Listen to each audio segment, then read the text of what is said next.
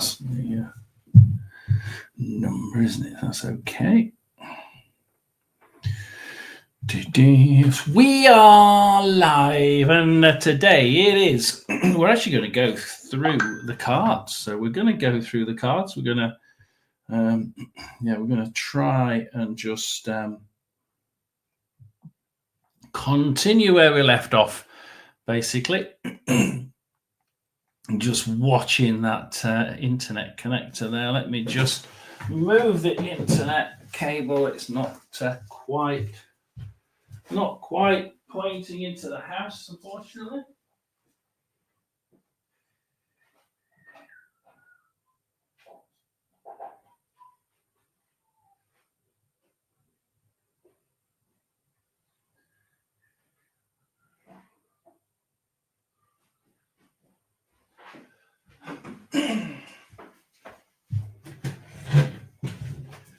Oh, I think we should be okay with that. Yay, we're okay with that.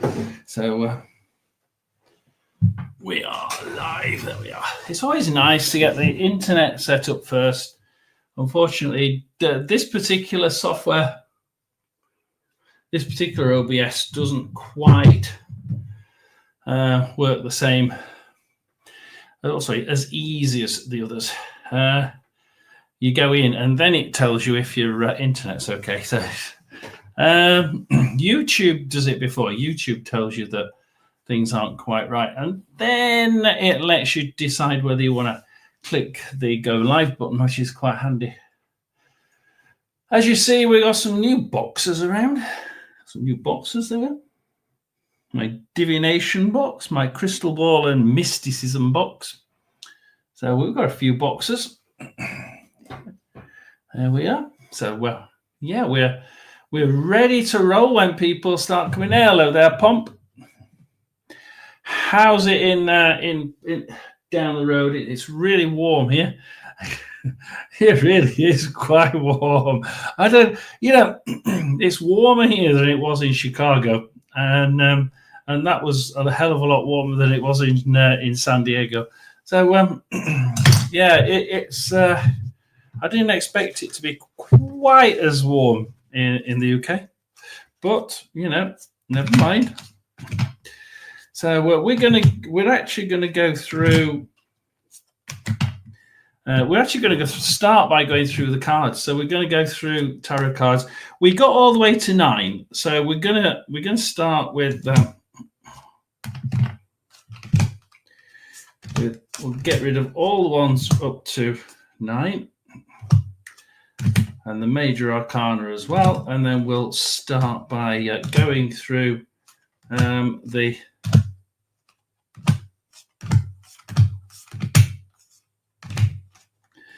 cards. So we're going to go through the meaning of the cards.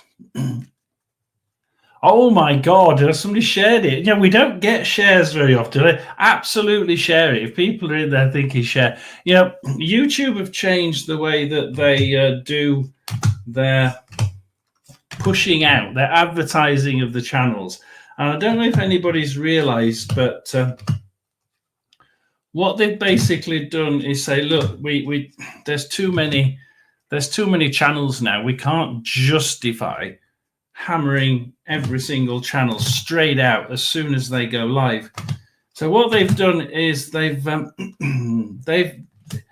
call it the quick release method. So YouTube started to do a bit of a quick release so if you go on to if you open up your channel and you go live, it used to be that YouTube would advertise you to the general public as they're sat watching their videos and looking at their channel, and they gently release it and gently advertise it to people so that people could really just get in. Your live stream got showed to as many people as it could realistically hit. But over a sort of longish period, really. Sometimes when we go live, it would take quite a while. We're just going through the cards. It would take quite a while for people to go live, and then people start to come onto the live stream. But for some reason, they've decided that it's not conducive to be pushing out every single live stream that goes in the same way, because there's so many channels now, and it's very difficult for them apparently to push things out. So yeah, we're sort of very nice of you. Where are we there? Oh, yeah. So Hershey's done that. Yeah. Thank you, Pomp. Everyone chat sending positive vibes from. I've just been watching your video, actually. So your live stream. So we've come from Hershey's, because Hershey's only just finished. She finished about 5 minutes ago. So she was doing readings. Something that Hershey said on one of her readings was like about energies, and I've been sort of pushed by Barry and the spirit worlds like in that direction quite a lot recently, and there's a lot of people, including one or two on here, that seem like they won't let go of things, and they don't want to. Yes, it is Hershey. At the top we have, much like you said on yours, we have a GoFundMe if anybody does want to donate. I do it through GoFundMe because it doesn't cost anything to anyone if you don't want to, and it's 100% to me. And StreamYard is the link if you want to come on. Because I mean, Hershey, one of the things that I got from your readings just now, which I found really interesting, was the fact you're talking about. So, like, we've really got to be careful about our energies. The number of people who breed bad energy, they're just constantly in this downward spiral of negative energy, wishing bad on people, and it can be really, really difficult when you see. Oh, there we are. It can be really difficult when you see people, especially in our own live streams. I mean, I don't know about you, but when you see people in your live stream, as you've just been on, and you know full well they're wishing bad on somebody because something bad's happened to them, often really bad, because that's why they're on channels like ours, and all they want is what they call karma. Now, I take karma from the Buddhist version, which is, karma is what your intentions are. Are your intentions positive? Are your intentions negative? Now, I know that there are different versions of it, but I see there's one or two people I've seen around it. They just seem to be hell-bent on wanting bad things to happen to people who've done bad on them or on their family. So I don't know what you think, but to me, that's just breeding. That's negativity breeding negativity. And yeah, if you do manage, let's say some bloke goes out there. This bloke called Fred goes out there and he fleeces your gran for exactly, Pomp. Toxicity haters, yeah, and they fleece your mum of £1 million or $1 million, wherever you are. You're going to be really upset, and you're going to want to make sure that this guy called Fred gets exactly the same, only worse. So you go out there that you can see them all going out there and trying to make sure that they spread it. They spread dirt about him. They try and make sure everybody knows he's a cad, And eventually, they manage to get this guy, and he loses $1.5 million out of his bank account. Do they really feel good about it? I mean, for a minute they will, but they've spread so much negative on the way. Their feelings and the energies that they're pushing out is really, really negative, isn't it? And I can't get why. So I keep trying to get this across over the last few lives, because I know for certain there's at least a couple on here that they're not in yet, and they're totally negative. Their thoughts are negative. Their actions are negative. Their intentions behind their actions are absolutely negative. Um, and I met one, and she says, oh, I want karma. Now, she didn't mean it in the same way as what I understand karma. What she means is she wants that person to suffer like she's suffering. But I can see why. Part of me can see why, but the other part of me says, but you can't go through life constantly with that really negative, toxic attitude. I'm just looking at Pomp's description there, because there can't be anything good come from it, can there, Hershey? No, they're living in a trauma body, and their trauma mind is living currently right then and there. They aren't actually living. They're just existing, and they're not. They don't even know who their real person is because they're still allowing forced thoughts and someone else's progressions to be their existence. So until they break through the trauma body and the trauma mind and truly start accepting healing in their body and in their mind, they will not be able to play a tit for tat game everywhere they go because they're always assuming the negative instead of allowing only the positive to come in.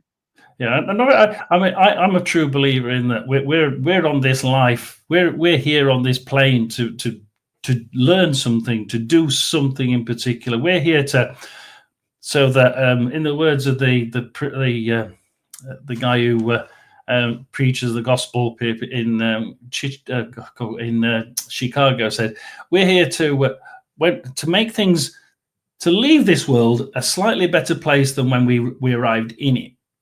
Now, they're not going to get anywhere near what they were supposed to be learning, are they? I mean, they can't, because they've got a task to do in life. They're going to totally miss it because they're that hell bent on concentrating on making sure something. I mean, I'm not sure two negatives make a positive, though, Pump. You think they're going to miss the point. They're going to miss the whole point of life, of their life, and by the time, even if they get recompense, it could be too late, and you can't turn it round, and you can't regain those sort of 20, 30, 40 years that you've been spreading sort of negativity. And something that you said there, Hershey, is that it doesn't just go to like this person and does it maths. It doesn't just go to you and the person that you're this friend that stole all your mum's money. You go to your best friend, and they're going to feel that negativity straight away bouncing off you, aren't they? Yeah. And it's one of the things I've been trying to get across to people, and it's been quite difficult. You try and get people to realize, look, being constantly holding grudges and constantly being negative against somebody is, I can see why. I can absolutely see why. If somebody needs £1 million from your mum, you're going to be annoyed. And not everybody can forgive. And one of the things that the Buddhists say, like, okay, you can ask for forgiveness, but they're not always going to. Look, it's harder for you to forgive yourself than it is for other people to forgive you. And it's more weight in what you just said than you probably even realize. Forgiveness is the key. It really is. Finding it also means that you literally found humanities, and that doesn't mean that you're now sending bad karma to those that hurt you. Forgiveness means that you want them to eat, you want them to have everything that they need. They're just not going to do it off of you anymore. They're not going to sit at your table and enjoy your meal because they can't eat off of you anymore for free. They can't use you anymore. So, yes, you can learn. Yes, you can turn it around. And yes, you can find forgiveness. But it's what is establishes while it's turning all of that, what people think is wrong, negative, or holding them back, as it's turning that into something very personal and transmuting it. It's gaining so much ground for the long end, even if it is only for a very short period of time, because I was a very unwilling participant in life for a very long time. And what I can tell you is now I live every day like it is literally my last day, no matter what it is. So you can turn it around, even if it's for a short period of time, I believe. Yeah, nice thought. The other thing that I've been trying to get people to think about is this idea of yin and yang, where you've got people. It's a little bit like the is it Jason the fatted calf story in the Bible, where the guy the brother goes off and he does all these he disappears and does all these iffy things, comes back, and his dad welcomes him back by killing the fatted calf, and the son that's been there with his dad all these years gets nothing, because he's been a good little boy and he's done everything as he's supposed to have done. One of the things that I see in like pushing making sure your battery is full of positive energy is really good. But the guy that went away, the brother that went away and learned his lesson, he's learned much more than the guy who's done everything absolutely perfect. He's been bad. He knows what he's done wrong. He's learned something. Whereas I don't think the goody two shoes that was at home, if you want to call him that, he never really learned anything. He was always good. He was always spreading good energy. And one of the things that the yin yang teaches people is that we need a little bit of negative energy within ourselves, so that we can learn and we can understand and we can learn from the bad bits, and we can we can go into the next day actually thinking, something, today I learned something, and I now know that wasn't a good idea, and that wasn't that was my negative side coming forward, and actually I need to learn from it, and I'm not going to do that again. Whereas the good guys probably never even thought about doing that, because he's totally. And I don't know about you, but how many times you feel, you look at something, they're sickeningly good. I mean, there's one or two girls at school, I remember when I was young. I was a few years ago, and they're like, you look at them, they're sickeningly perfect. It's really goody two shoes, you think. But the second something bad happens, you're worried about what's going to happen, because they've never met bad. They don't know what bad is, because everything that they're pushing out is good. And to me, it's a really dangerous game to play. You've got to have some negative energy, and people don't realize that. Having a little bit, I'm not saying 50-50, but a certain balance of it, so that you can go into life and go into the following day learning something from today. Yeah, I agree.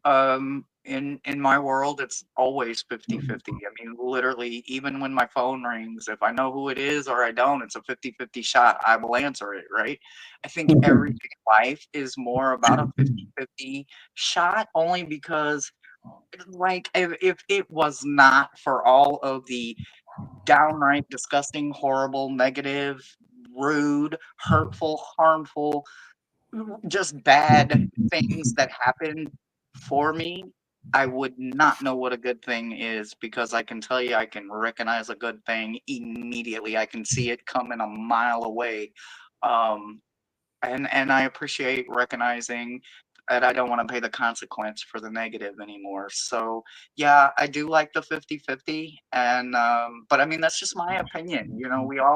We all have our own path to walk, and I like that I can play a little bit more on both sides when I pretty much stay in the 50-50 mark, because there's 5 degrees of fun on each side. So being able to do it in a healthy manner for me makes this Gemini a very happy person. So I like that, yeah. Pump. That's not living, is it? And then where's the fun in good in 100% good? Yeah, exactly. I mean, like, I wonder because I've never been 100% good. I must admit, but I just wonder what. Yeah. Nobody's going to believe that. But you know, I can't imagine how that person these that I knew at school 100% good. I can't imagine, like, how on earth do you go through go through day by day and think, you know, yes, I've done something, I've achieved something, because you're expecting the best. You're getting, as far as you're concerned, you're making sure you get the best, and everything goes, you know, tickety boo, and everything goes. So nothing ever goes wrong because your positivity shines. You're back. You're so confident that it absolutely goes correct. You know, 99.9% of the time, most of the time, every day is just perfect. But you've not learned anything, and you just don't. I can't see how they feel that they've done anything, because they go out tomorrow and they're going to buy something, or they're going to, you know, go and meet such and such, and they're going to make sure that a certain thing happens.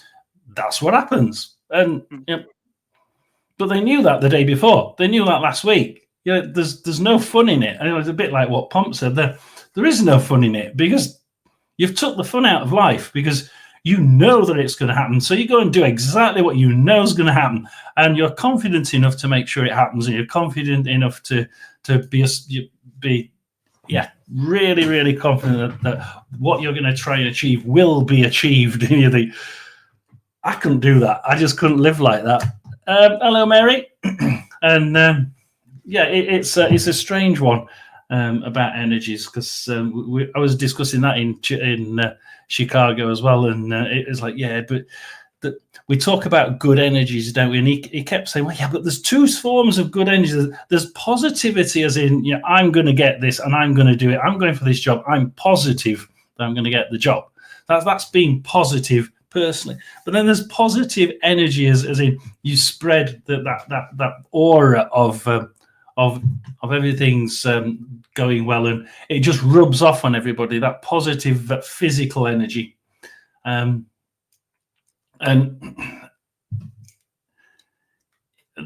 so there's two types of energy, which I've never really, until recently, thought about it that way. I've always thought positive energy, bang, that's one type of energy, but it isn't. It's like just there's or is being positive part of having positive energy? So yeah. All of a sudden, probably the last month or two, I've been thinking, well, yeah, perhaps I've got it wrong. Perhaps there is a second form of positive energy that we sort of tend to just push away, as in being positive, that we are going to do this or get this or succeed at this. So that got me thinking the other day. That did get me thinking. So, but yeah. I've enjoyed it. Like I say, you're always learning on these things, and I enjoy the going through and learning from everybody else. I've never been good at crystals, for instance. I've never been good at crystals, and I've only recently started to sort of delve into the art of and the mysticism of doing the proper meditation methods correctly instead of by the book. And I think I'm still learning, even though I'm 60 years old. I'm still learning through it, and I enjoy it. I think that there's some interesting thoughts out there. That's what Pomp says. Everything has to have a balance. 50-50 is about right. So he's agree with you. To know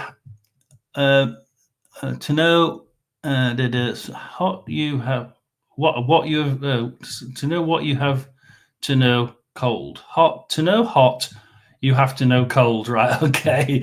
100%. And And I'll go one step farther with that. When you stay, like I said, when you stay in that 50-50 zone, it's not just a 50-50 zone, because you're looking and from you're looking out from within, right? So when you're looking out at everything that's happening, and you're staying present and what is going on around you, you're also understanding that your reflection looks something like a color wheel, right?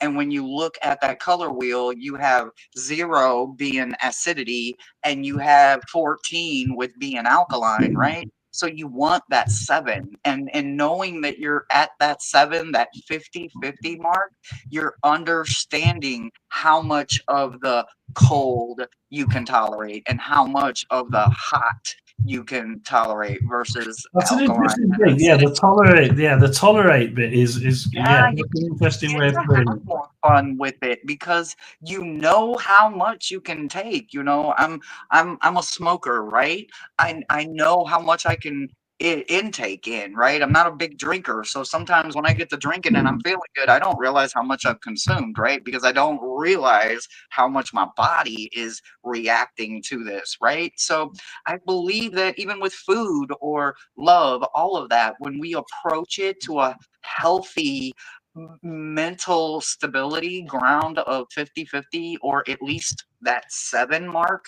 I know that even if it goes the complete opposite of what I'm hopeful for, at least I know I was present, I was there, and like you said, I got to learn something new today. So learning something new at the end of every single day, or your goal at the beginning, is something that I hope at 60, when I get there, it. um, I'm still striving for. I just started doing it recently. I'm 49, and I'm telling you, the last almost 10 years of my life striving for that goal right there is what's making me want to get another closer step to my future me and what it looks like. Yeah, I mean, Bomb says that, yeah, even God isn't 100% good. Yeah, like you say, you've got to, yeah, that's a good way of putting it. You know, to you know how much you can handle is a good point. Like, if you're trying to be 100% good, then you don't know what you can handle. So when it Exactly. hits you, yeah, when it hits you, you're thinking, shit. I've never been in this. So at what point am I going to have a nervous breakdown and totally think Exactly. I'm off a As a shadow reader and someone that helps people find closure, because I do work a lot with the dead, a lot of people come to me on their worst days, and maybe it's not recent death or them losing a loved one to some tragic accident or occurrence or horrific event. Maybe it's them needing that breakthrough of that shadow work, that trauma mind or that trauma body or something. So when they come to me, they're already at their lowest lows. They think they don't understand that they're about to 100% realize they've already pulled themselves from the lowest of the low. They're just allowing it to rent space. So when they come to me, the first thing I want to be is letting them know that you're looking at the glass wrong. You're trying to conceive before you're achieving something you didn't even conceive first. Had you oh, conceived yeah. it, you would have understood it wasn't even meant for you. So I do appreciate somebody that comes in with your years of knowledge and says, but wait a minute, this is always going to have another frequency, another version, another side, another impression that can be made, looked at, or even gained. So I do appreciate you bringing what you know, because somebody like me can always learn new tricks because I work in one field. So when people get out there in other fields, they need people like you that have the years and years and years of experience of not just your field, but Hey, also come on, what they're not that else. many years. Yeah, Hello. One of the interesting things that you talked about in your live just now is like addictions, uh-huh. and I thought that's something worth touching because yeah, there are like you say, a lot of people come on here because they're either at the really lowest low and that they don't know how to pull themselves out of it, but at least like you said, they've realized that they're at the low, which is the big point, isn't it? It's Yes. My energies are so negative now that I could only just cope with this. I need Hmm. help but at least they've realized that they're there and they need to turn it round. And then there's the others that and I do get them that come on and they think, oh shit, something's bad happened to them. Usually a death or somebody's stole loads of money off them. I've had both of those in abundance, and which at least they know that their thoughts, or in my case, the way I understand karma, they know their karma, the thoughts, their intentions behind their actions are all negative now, and they need to like pull out and sort of believe in something that's going to pull them, grab them by the bootstrings, and say, okay, this person's passed away. We can do this. We can turn things around. We can be, a little bit more. Let's get through life and let's do the best with what we've got. Like living day to day, I think, like you said that. But the really interesting bit of that live you just done for me was when you started to talk about addictions, because it's a difficult one to guide people on. Because how do you attack it? You were attacking it quite well there. How did in your own mindset? How were you trying to Grew guide up. that? Well, I think it starts with, like, just for one, my ownership of what addiction looks like, right? So when I first started seeing it, I saw it in my family, right? I saw the ones that had addictive personalities, right? And once I realized that was an addiction, and I started seeing what hyped that personality or that characteristic energy up inside of them, I started realizing that there was a crutch involved, some way, some shape, some form, somehow, right? So my first introduction to addiction came from my own family, right? And then I realized how much I had picked up along the way when I realized, well, I wanted to try different things. And I found out that my own existence, my own body was going to try things that other people tried that were addiction took them out too far, where when I tried it, it was more like an allergic reaction, and I was like, I don't want that, I don't want that. It was more like my body let me know, that's not for you, but this is. That's not for you, but this is. So I think addiction looks different to everybody, but owning it and finding out that it started before you were even present in the environment of addiction is where we start wondering where we allowed it to become a part of us. So for me, I tried like different drugs in my life, obviously, and I found that only one of them was truly for me, and that is 420 friendly. But that was my addiction, right? I found out that I was addicted to alcohol. I found out that I needed to break that cycle, right? I found out I was addicted to that FOMO concept, right? Like I'm missing out on something, but what am I actually missing out on, That's right? the thing, isn't Um, it? You see I other found people. out I was addicted to Yeah. the fast life, the criminal life, that quick, easy money, that no conscious kind of lifestyle, right? I learned to turn that stuff off because life forced me to, right? I found out the hard way that there are like these cosmic forces going on outside of us, right? Now they don't make sense to a lot of people. Some people deny them completely, but then some of us that have literally completely died and come back, we have found out that those four forces outside of the universe or God or source or whatever it is that you choose to call or believe or have faith in, Michael. they huh? I was just saying hello to Michael. Oh, hi. They come in ways of 50-50 motion, right? So like addiction found me where I found I was fated or destined to do different things, try different things, be addicted to different things, whether it was nicotine or caffeine or shopping or gambling or just whatever the addiction was, right? The euphoric high part of it, right? But it was those crashes, those destinies that I found out down the road that I didn't want those fated energies, and I started actually calling in karma and life, and I started allowing those 50-50 energies to come in, right? Because karma goes both ways in my world. Life goes both ways. There's ups, there's downs, there's highs, lows, lessons, blessings. They go both directions. But when it comes to something you're fated to learn, to me, that's where addiction lies. But your destiny is where you found to control the addiction instead of allowing the addiction to control you. So I don't know, but it definitely for me started very, very young in my life. I mean, I got some. I think it was before you came, before you found the channel.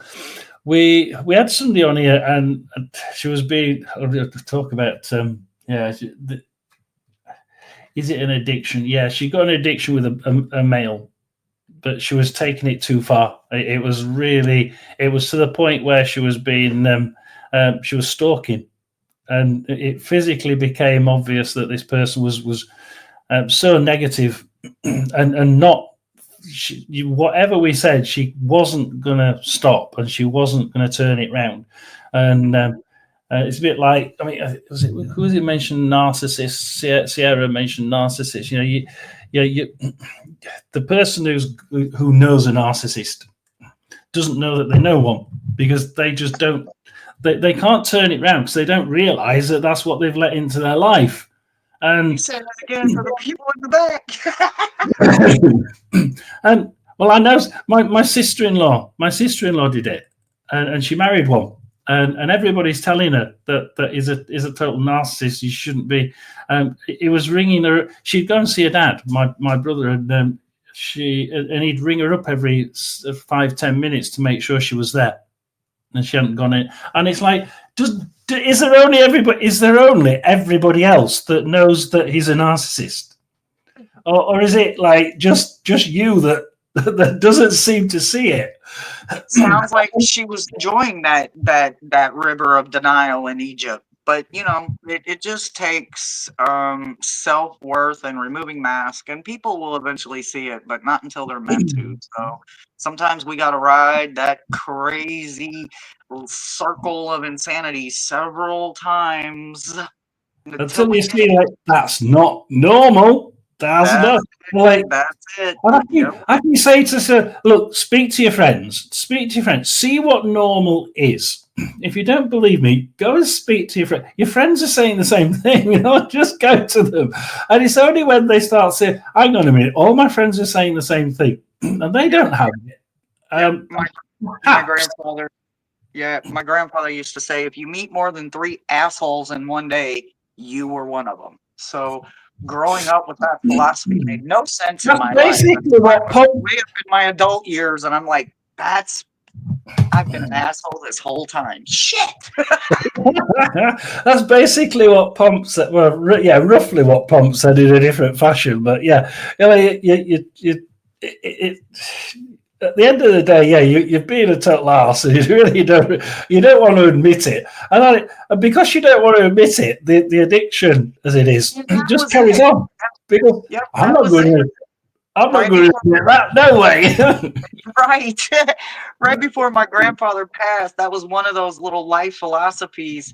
And I used to say, well, what does this one mean? And he would always tell me, I can't tell you. Life will teach you what it means. And the only one he ever gave me his impression on was that one. And I was like, why tell me this one for your impression of it? And all I can tell you is that he said, make lots of mistakes. Make them.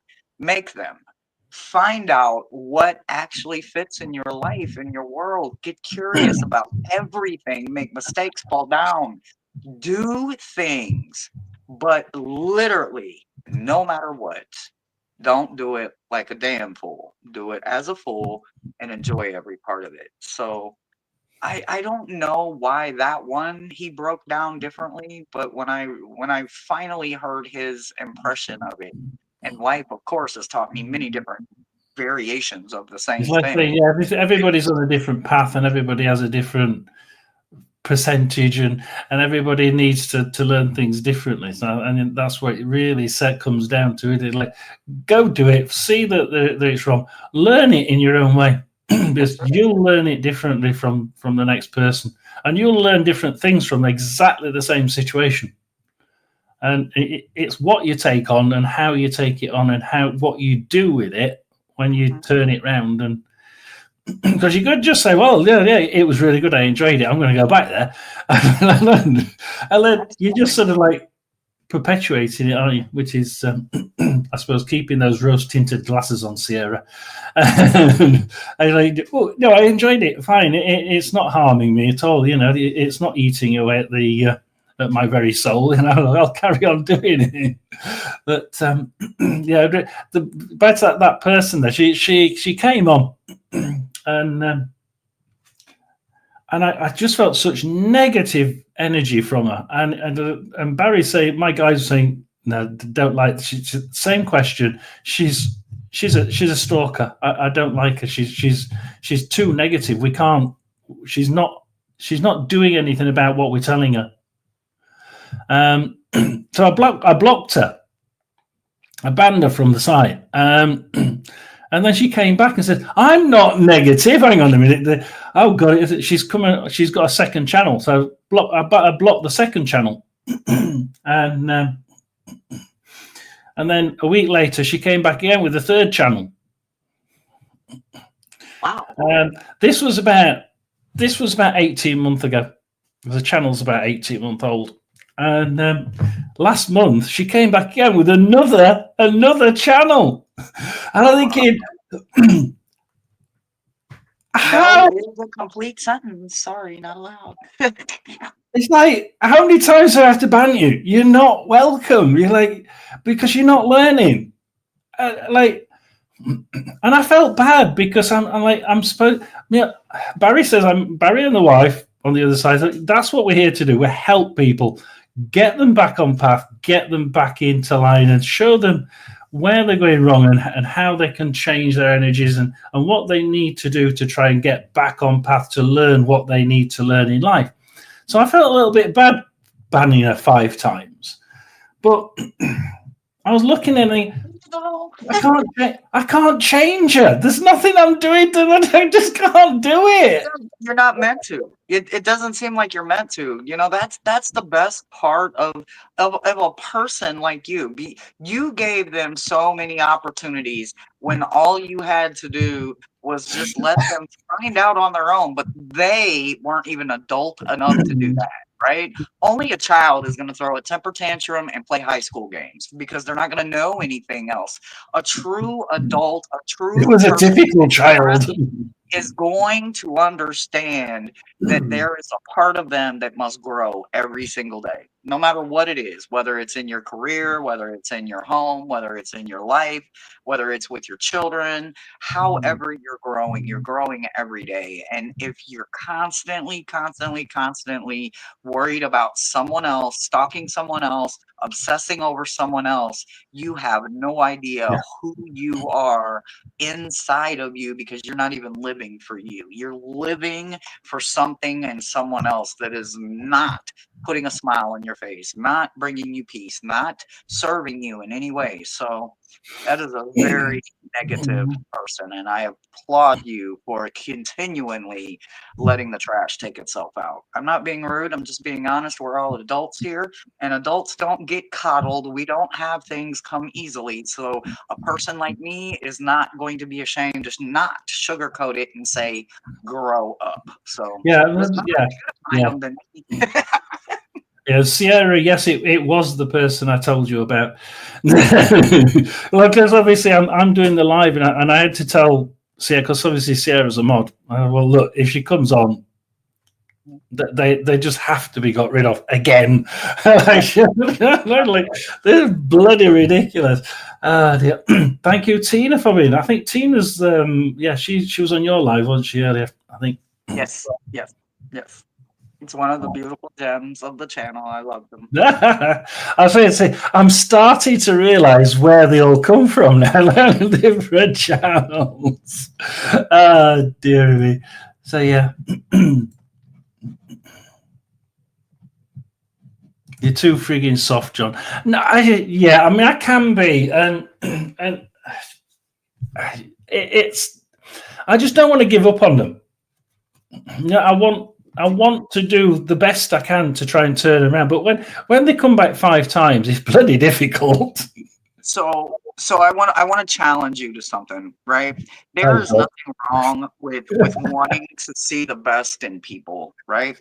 But when the universe itself keeps bringing you the same thing over and over and over and over again, knowing that it is I don't want to say the word useless, but when it's not serving itself, it's useless, right? It's not benefiting itself. It's not benefiting the community.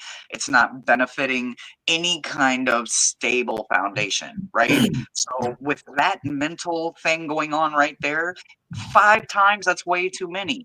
When you really want to get yourself understood, go with, in the paranormal world, as we say, the rule of 3, right? If it happens 3 times, there's something that I need to get my attention. There's something paranormal or superstition about this. There's something that the universe has clearly made happen, not once, not twice, but 3 times, right? So in that, let that apply into your clients, your friends, your family, your coworkers, your close friends, and all of us here on YouTube. I'm an auditor. Community. So absolutely, 3 times, that's it. After that, it's done. I'm not going to keep wasting my energy because you're not benefiting from me anyway. So I'm not the one for you. So I'm going to need you to see your way out. So yeah, I'm an auditor. We have the same rule. Yeah, rule of 3. If the client gets it wrong 3 times, I give them a strike. That's 3 strikes and you're out, and you get a finding. We move on, and that's it. And I've not really thought about it, but yeah, we do. I do it all the time in my audits. You know, people get used to it, and when you're trying to do shadow work or you're trying to break things, that means everything has to change. You can't keep doing it over and over and over because you're always going to get exactly what you always got. So you must do it new. So 5, that's too many. Nope. 3, that's my new number. You're either going to make it or break it on that 3rd shot. Like, everybody gets to fall down once or twice, but that 3rd time, they're going to get it. And guess what? They're going to understand it a little differently because now we're forming a pattern. And as long as it's coming in 3s, it's coming in a pattern that I can recognize, and we can work on it. We can build from that. But you cannot work with somebody that is stuck on themselves in a 5 energy. That is someone that won't. They refuse to work on themselves. No, and if you understand numerology or tarot, 5 is someplace that is very shallow. It's a really dark place, isn't it? Yes. Really, really dark place. Like, yeah. I mean, a healthy 5 is great, but an unhealthy 5, that is horrible. And you don't want that around you because that just rolls downhill. Go away, roll somewhere else. Yeah, please roll somewhere else. I mean, Michael's right there. We guide. They must teach themselves victory, and it's right. Yeah, we have to. We're just here to guide. Oh, my guide's here. I'm here to let my guide me into guiding you. But you know, whether you take it and teach yourself and learn what that's supposed to mean for you, it's up to you. She obviously decided 5 times not to frigging listen, and like Sarah said, delusional, absolutely. So yeah, but we all learn, and I won't do that again. I mean, there are how many people we got on? I don't think. Yeah, there's at least one person on at the minute that's similar to that, and keeps coming on, and they sound really, really good, really, really positive about turning things around, but they're not, and they just want to be stuck in this revenge mode, and I've tried a few times, and I've probably tried about 3 times now to get them to turn this revenge mode off. And you're right. If I do it once more, that's it. It's gone, because there's no point in keeping them on the channel, because they're just spreading revenge through the chat. Absolutely. And you don't want the tit for tat to be in your mine. You know what I'm saying? You don't want somebody that's always wanting to play the game of tit for tat, because how long down the road before they think they're going to play the game with me? And what you're not going to do is play a game that I wrote chapters in a book about. I wrote that part very well. You're not going to tell me how to play tit for tat, because you're not going to hustle me. You're not going to out gangster me. You're not going to out hood me, street me, country me, none of that. I got you coming and going. I'm going to see you coming miles before you even think or speak my name. So don't think about it. So no, if I don't allow it in my real life, I'm not gonna let them come in, and I'm not gonna surround my life with jokers and clowns anymore, unless they're willing to be a fool with me. There's no damn fools over here. So it's awesome. Yeah, you can pray for a car and it magically appears. God will give you the possibility of the job that earns it. Yeah, exactly. You've got to earn things in life, and the car shows up after you've earned it. And I think that's one of the things we've got. You've seen bad. You're in the doldrums, like you said. Most of the people here either usually joined because they're in the doldrums, because something's bad happened. You've got to be able to earn the right to turn it round. You've got to know how to do it, earn the right to be able to say, yeah, I'm out of it. And the person I'm talking about here that's on their sort of third strike, not going to learn. I mean, hopefully she will learn, but the chances are that this person's not going to learn, and they're just going to constantly think that they're the queen or king of getting their own back, which, like you said, do everything, but over there. Yeah, you go do it somewhere else, love. You sound. Real quick, like I don't want to like just steal your whole show, but what is the creepiest encounter you think you've ever had since you've been well, I guess just 60 years old and amazing?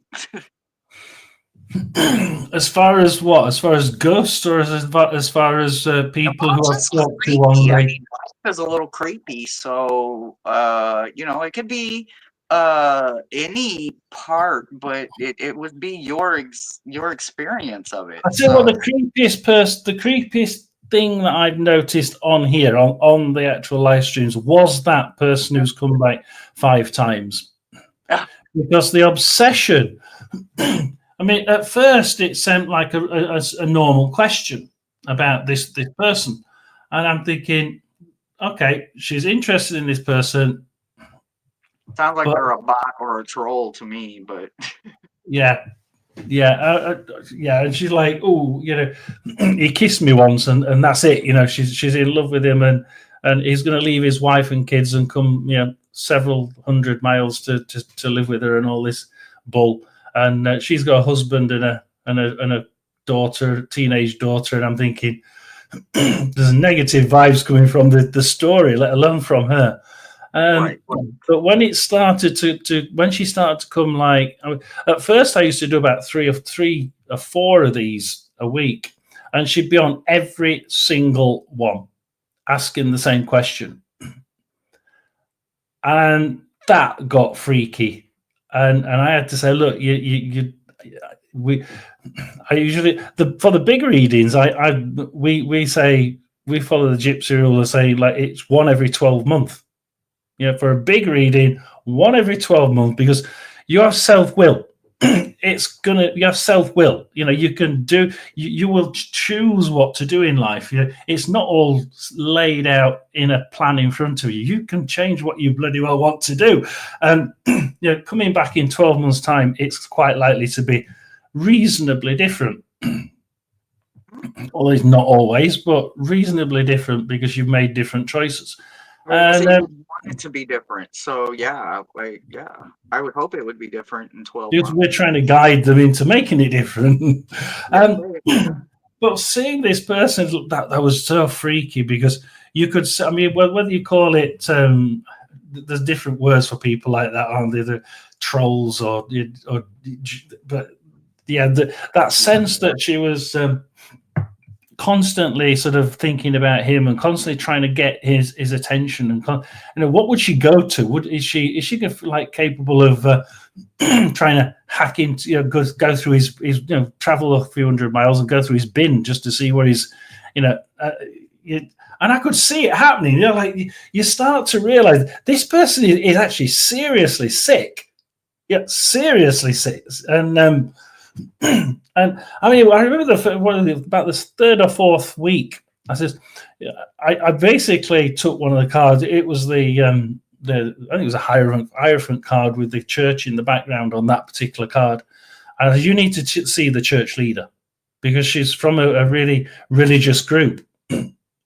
And what she's doing is against her religion. And I thought, so I thought you need to speak to your church leader because this is in the cards. I'm just trying to push it into the cards. I'm false reading, but it was like I need to read it like that because she needs to do something to turn it. But no, no matter how much I tried to get her to turn it around and get help to show that it was like, okay, how do I get him to like me and what's he thinking about me? And that was the nastiest bit of work I've ever seen. And when she came back, I think about a month ago, I was thinking, holy crap, not you again. Well, I pray that it doesn't get any creepier, but I do want to prepare you. They get a little creepy. Just the overall occasional ones that come in. Setting your chat to subscribers mode only will help keep out some of the instigators, right?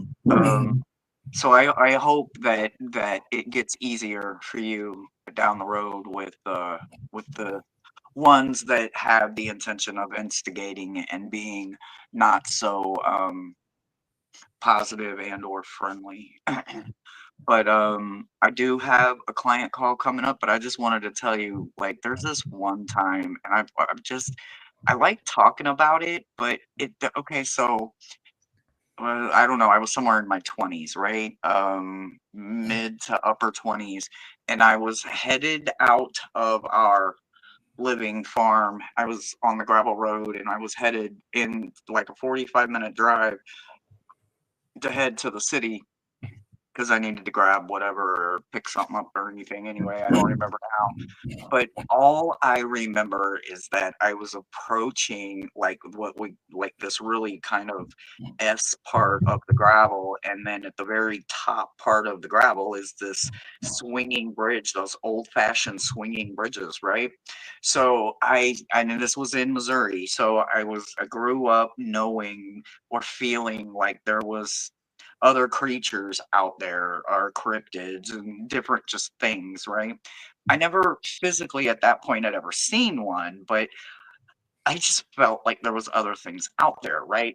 And at this point, I hadn't had my 2011 incident, so I didn't see the way that I see nowadays, right? So I remember as I was climbing the hill, I kept like seeing like these two red or orange, I don't know, like eyes. I thought they like in the spacing distance of what eyeballs would be. And so I'm racking my brain, like, what the hell kind of owl does that? It should be like purple or that ultraviolet color if it's owls or something like because it's too high up and there's not too many foul animals that are hunting at night outside of the owl and the territory I was in, outside of maybe a vulture or something. And I know they don't have reflective eyes. And I'm thinking, Aliens? well, what's going on here, right? All I know is whatever I saw, and all I saw was the red eyes, it landed on the swinging bridge, right? So as I'm approaching the bridge, and if the wind is blowing, you need to wait because the bridge is already swinging. It's not braced, it's suspended, it's swinging. So I'm sitting there, I'm waiting on the wind to calm down to an acceptable, amount of speed that I can just safely pass. So I'm waiting, and it's like I see this thing land on the bridge, not the part where I'm driving, but like the cables itself that are holding it, these arched cables. And I'm looking, and as I'm driving, I'm looking like this, like, what the hell is this thing? I still, to this day, I've seen some shit with my new eyes that I don't know how to explain other than cryptid. But what I can tell you is that I don't know what I saw, but I do know that I saw something, and I saw it fly like over the head of my car. And then I saw it like hover and then land. So yeah, I don't know exactly what I saw. I just know I saw the action it was doing, but the eyes was some creepy shit. So, like, somebody that studies in the paranormal world, like, what kind of things eyes glow red? Like, I mean, is it just cryptids, or is there something else out there whose eyes glow like an orangish reddish kind of color? Have you ever experienced anything like that? No, I mean the in the books it's always that there's like it's the devil and demons and things like that, isn't it? But no, I've never seen anything. I can tell it had a soul. So if it has a soul, it's not a demon or demonic, or at least not the way I understand it. Demonic or demon, they don't have souls. They weren't created to carry the light. So this didn't feel hollow. It felt very, very present, very, very heavy. I knew it was there. It just, it didn't want me to know like what form, or like I couldn't tell like what kind of form it took. I couldn't tell if it was bipedal. I do believe it was flying, but yet I don't know if it was feathered or more like bat wings.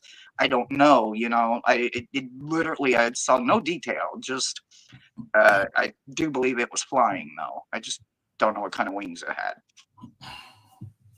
No, I think I just put my foot down on the accelerator and drive as quickly as I could away from it. I'm with you. That's what I did. I'm like accelerating quicker, like, Yeah, oh shit, yeah, it's really there. Like, I tore them gravel roads up. Like, oh my god! yeah. It'd been easier to turn around and go back, but I would have had to like turn around and go back under. No, I'm going that way. But it scared the shit out of me, and I've always wondered for years and years. I've always wanted to ask somebody, like, what do you think it might have been? Like, there's so many things out there, and I don't know. I do feel it wasn't demonic. I do feel that it was very much had a soul, had a presence, an aura about it. So I don't think it might have been, mischievous or ornery like fairy or fae, or some of them may be. I don't know. But I don't think it was demonic at all, and not at all. I don't. It might have been otherworldly even, but I don't think it was demonic. Of course, it could be an imp. Like, I do know that there's stuff out there like that. I know it. I just don't know what I saw. Sitting there between good and bad, doing the evil work. Yeah, they can get a little ornery occasionally. Yeah. Yeah. Then speak. Yeah. Then speak. Plum says. Then speak to them one-to-one. Allowing it into the chat pushes it on everybody else. Yeah, it does. Which is why I've ended up. I did end up banning them. Like Hershey says, and I should have done it like at least twice before that. But yeah, I think 3 years. Yeah, Pomp agrees. Power of 3. My moderator gets to play whack-a-troll. If somebody comes in and they are talking crazy or talking left, or it's clear that they're a bot and they're saying crazy, stupid shit, I allow my moderators to play whack-a-troll. Like, they get no second chances. Whack, out of there. I love watching my moderators play whack-a-troll. Get them! I'd be tag teaming them, like, get them. Yeah, Sierra did a good job the other day. Yeah, we got one. I don't know. One of these god. Yeah, one of these god mad ones that come on occasionally. And I said, Sarah, okay, bang, gone. Yeah, that's it. Absolutely. Like I said, like you can talk. I enjoy talking about religious stuff because I think paranormal sits right in the middle of most, except for one or perhaps Yes. two. And and we can talk about the intricacies of where it sits nice and easy without arguing. But also when you start coming on and saying, like one came onto the football channel and I thought, oh, yeah, I've just got off the plane. If anybody wants to know about the Quran, I'm here to discuss. I said, no, that's it. You're off, ban. I don't mind talking about it, but then when you start pushing it on people, absolutely not. That's an immediate ban. That's right. And yeah, that's probably the second most annoying thing when you get these trolls that come in like, oh god, we're going to start talking about this religion or that religion or it's usually political or religious. If you come in politically, I'll let you slide one time, and I'll be like, "Look, we're not doing politics for dummies right now, so come back another time." But if you come in and you are literally throwing any form of religious on in my channel, I'm afraid that is a immediate out. Like, I don't knock anybody for their faith, for whatever they choose to put their faith in. That is their right to believe what they want to believe. But what I won't do is allow, like you said, to come in pushing your one Yeah. way only sign on any single one individual in my channel. I don't care who you are, I don't care what you study, and as long as you have faith blindly, you're welcome to be there and we can talk about it and have an adult conversation. We can even have a debate and do pros and cons, and I would love to understand it the way you Yeah. understand it. I hope Yeah. it goes the same way. But what I will not do is allow any strong Abrahamic influences on my channel. Unfortunately, as a pagan, I'm not going to allow it to begin with because I've actually never even read the Bible, but I do know that it's only a reference source. You know, it's not a etched in stone B1 only one kind of philosophy. So philosophy is what religion should be, and it should be explored more instead of pieced apart and picked on. It should be explored where we find out how much of it is in all of us and not just one specific way, because the world wasn't built in one way. It was built by many. It was built through many, whether you believe the Big Bang Theory or you believe in the creation of I created the very first everything. However you look at it, whether it's Buddhism, Hinduism, Jainism, Catholic, Christian, uh, uh, Muslim, you're entitled to have your faith. You just don't get to throw it down anywhere on my channel like it is the one and only, because it's not in my world. Whoa. I'm just going to lose power. Some fools are the way. That's I do have a client call. I'm sorry. I want to keep going, but I do need to back out. I am so sorry, John. But I perfect. want to come back anytime. Thank you so much for Absolutely, being it's nice to see you again, and it was nice to see you earlier. Like I say, I enjoy going around the different lives because you do learn an awful lot, and I think that's what we try and do. Little community where everybody learns from each other, and look, we all need to learn something. We're not here. Yeah, we're here for a reason, and yeah. Learning is part of it. So thanks for joining. Go and keep your client happy. Bye, guys. See you later. See you later. So some fools are lovely there.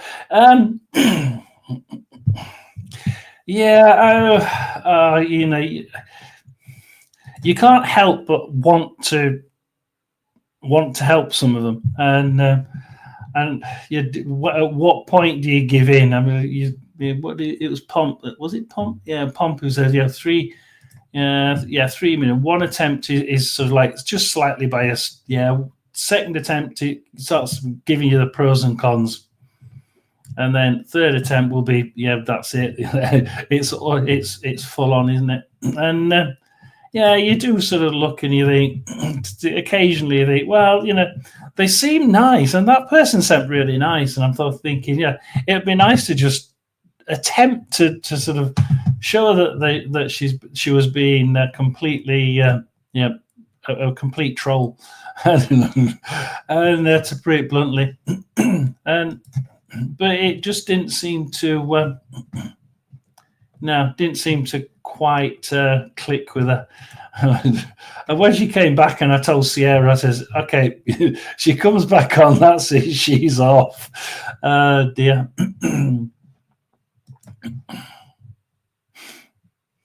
We'll wait and see. We'll wait until we see Pomp. I don't think we actually. I don't think I've seen Pomp in. Have you been on here? I don't know if you've been on the live or not. Sierra does, observes, but she's very. Sierra is one of those that sits in the background and does a damn good job at modding. I'm glad she's a mod. Look at the size of that cup. What? What? Oh! She had she had a cup. Johnny's a teacher, therefore he sometimes has a dish. Yeah. I try and look, I'm learning as well as teaching, and trying to get people to understand how many times, like you say, like she said, probably 3 times and give up. But I don't like giving up on people, and that's probably my downside. I like to be able to oh God, that was it, Pom.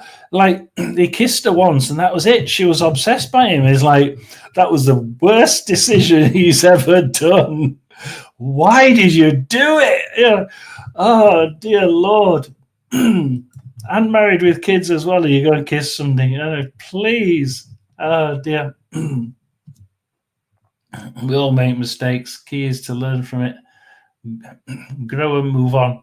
And get into alignment. Yeah, exactly. And it's like they're trying to get her to move on. It's like absolutely impossible. And there was once or twice I just like sat back and thought, oh God, this energy is so negative. And I really felt the sort of all the intentions. You could feel her intentions. You could feel that she was being negative, and you could feel her aura just like pulsate. No, I just couldn't deal with it after what. And it's like, no, we're going to have to start banning her. But I didn't realize at that point she was going to come back. Five times she came in. What? I just couldn't believe it. Thankfully, I think she did come back in, and she after the last ban, I think she did come in once under some other guys, but she heard us talking about her and buggered off. I'm thinking, I hope she learned from it. I really do hope she learned from it. But yeah, she was definitely a Karen, absolutely a Karen. Yeah, I'm going to try and get down to the bottom now. Let's see what we've got. Oh God, she was. I mean, she was verging on being illegal. But she was, I can imagine. I mean, I was joking about going through his bin, but I bet you she would. She was that. Stalker is probably about the best way of putting it. She was a real stalker. She really was.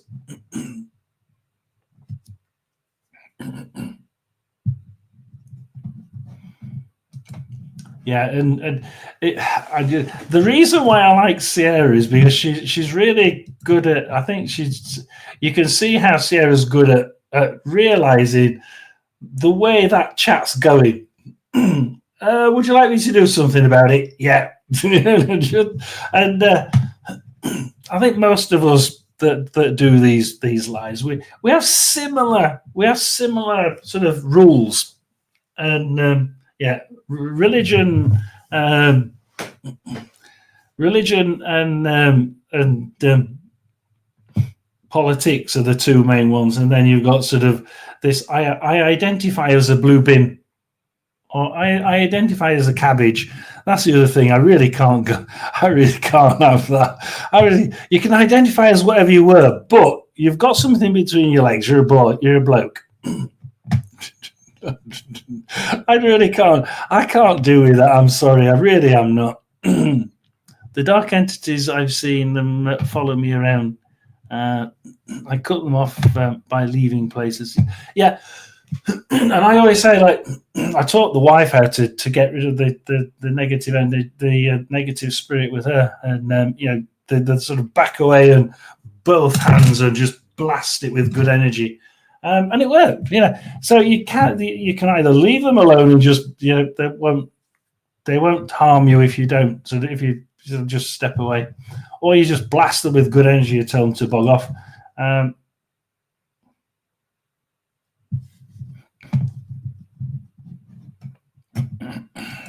Yeah, I mean, yeah. How evil is her soul?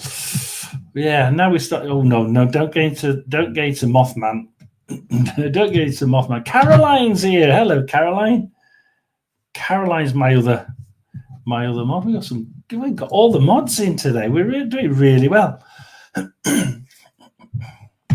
Yeah, I was seeing one of the paranormal investigations the other day, and a load of bats came out, frighteningly shit out of the paranormal group. There's all these bats flying around. Yeah, Mothman the movie. I've not seen it. I must admit, I've not seen it.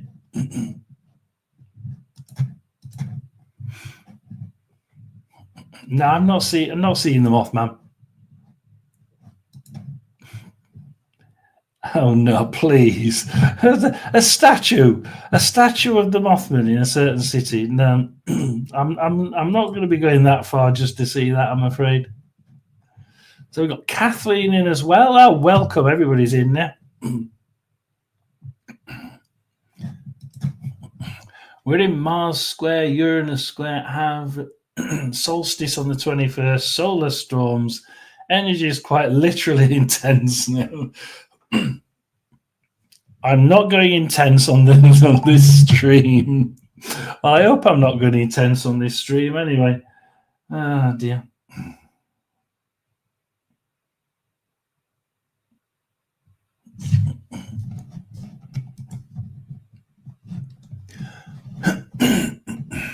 Sierra, my daughter's been giving me. Oh, you see, daughters are allowed to do that. Yeah, daughters are allowed. But you see, daughters usually get away with it, whereas the lads, they sort of like, I don't know,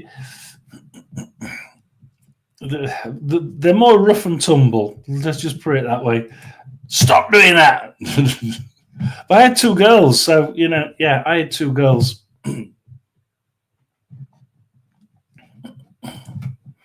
What is the topic? We were just talking energies, and then we sort of moved on to, how many times do you give?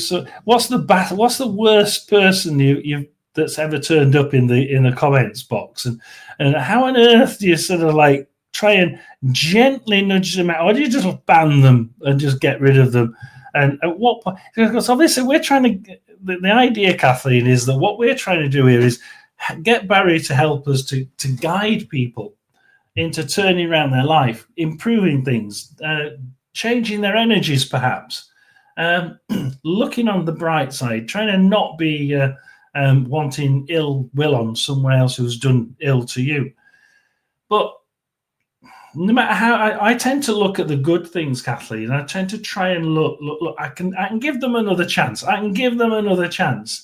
And what she was saying there was, it's okay giving these people constant chances, but if they're not going to move, if they're not going to change, and they're constantly going to be negative actions, negative karma, you're not going to be able to change them. You're going to have to just do what I eventually did and ban them 5 times before they disappeared.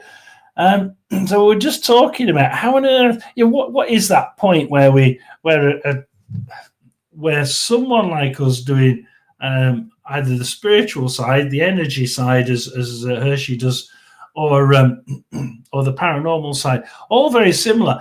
If you start getting negative people in the comments, how much of you is wanting to say, let's try and help them and stop them from being so negative, and how much of it is saying, oh, let's just try and make sure people don't pass on all that negative idea to everyone else. So does everybody in this well, not everybody, but a lot of people in the comments will be looking and they'll be reading all those comments. And I was Pomp saying, if speak to I should perhaps speak to them separately, because as soon as I start bringing that to put it bluntly, Kathleen, shit into the discussion, everybody out there is now feeling the heat and thinking, oh, can't we see that she's an absolute arse, and just ban the bitch, and to put it bluntly. But I've never had mods till recently, and it was more a case of like just me deciding whether I ban them or not. And that's why I think eventually I thought, look, we'll get we got Fearless in, and then we got Sierra in, and Caroline. And I think it's nice to have a couple of mods that we think can just step in, and that's what we were talking about, the fact that it can really be such a pain in the arse when you get somebody who's stalking. I mean, that's what she was stalking somebody. And when you realize that, I suppose what I didn't think is there's people in that chat box that probably, I mean, at one point I had 100 people in the chat at one point. Imagine there's going to be 1 or 2 out there that have been stalked. Yeah. And if I start talking to this person, it's blatantly obvious to them, this is a stalker, just like the one that stalked me, then they're going to be feeling really shit about it. And we may be causing more harm talking about it to them and trying to convince them to like step away. And I think that's what got me in the end. It was like, we can only do so much before that negativity spreads back to people who've only just got out of that shit. And people I've got to think more, is what I sort of got from that. I've got to think more about you guys in the comments, because I don't know what shit some of you have been through. And if you don't want me to know about it, I don't want to, because A, I may cold read you if I do a reading for you, and B, I don't want to make it any worse than what it is at the minute. So and that's what got me. And I think in the end I was thinking, we've got to do something, because the poor comment, the rest, she was taking over the comment section, but that wasn't the point. It was the fact that there could be people who are being stalked in that comment section, and they will have been blatantly upset by it. Some of them, I think, did come in and try and convince her that what she was doing was basically stalking. Thank you to whoever it was, because I think there was at least 1 or 2.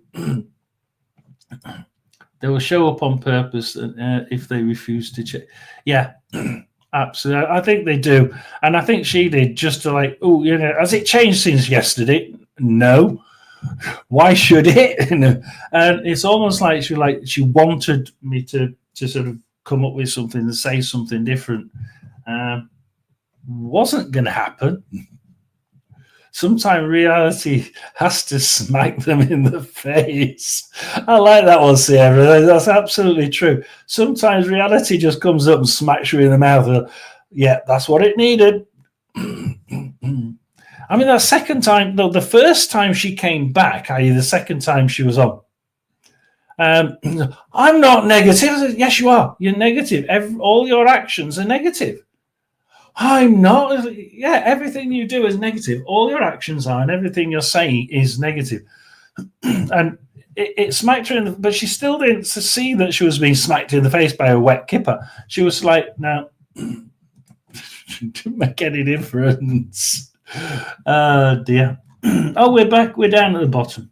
Giving chances are good as long as the other person is truly listening. No, she wasn't. Absolutely not. And that was the problem. That's what Hershey was saying there. He's like, John, you're okay. It's nice of you to try and turn her around, but if she's not listening, she ain't fucking listening. So yeah, and I did learn eventually, and yeah, Sierra knows. I said, look, this person comes on, she's off. If she starts talking about Victor, she's off. And oh dear God, absolute nightmare. 10 of Cups, 10 of Swords, 10 of Pentacles.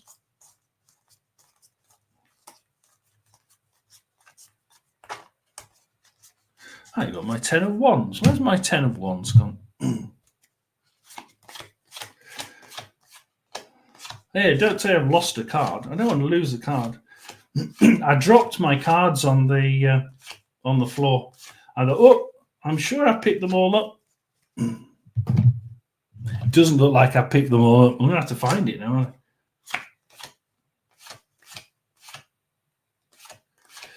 I'm just going to go, we're going to, oh, there we are, 10 of Wands, there we are.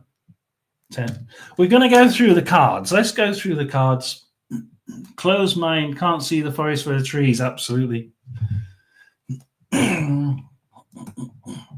She'd have probably looked to the forest. That's a nice beach. There's only one beach here, love, and it's you. Oh, did I say that? Slapped hand. But yeah, it's been, I did this to help people and guide them back into where they need to be. And we want to talk about cards, right? And I tell you what, it's interesting this. I do stay on because let me just move. Let me just put some power onto my phone.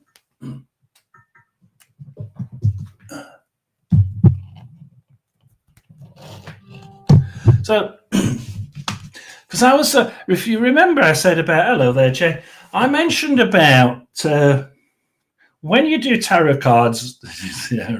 When you do tarot cards, I mentioned like you'll start off with, most likely you'll start off with a set of ideas, and they're either from a really good. It's not in that one. It's in the book up there. A really old book that gives you the standard meanings of each card. Or you'll go to the little booklet that's in the pack of cards that you've got, and you'll create some sort of idea with by talking to your spirit guide of how you're going to read each one. So these are my original cards again. And those who know me, we changed the Four of Pentacles to a Doctor's card because it looked like it does look like a doctor. And every time I kept getting things wrong, and it kept being the doctors.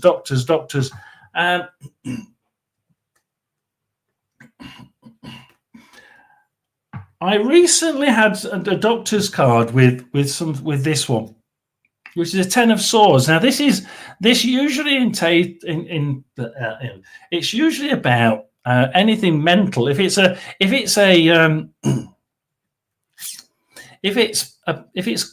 next to the doctor's card, I've always read it as being stress or depression or something mental, because the swords are right next to the head.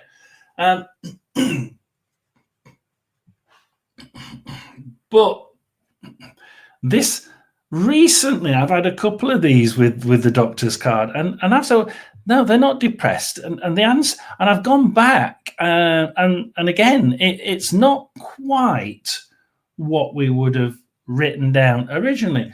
I mean, let's just go to the Ten of Swords first, because the Ten of Swords is basically unhappiness, sorrow, depression, poverty, everything that's mentally gonna hurt, and it's really everything sort of to do with the brain.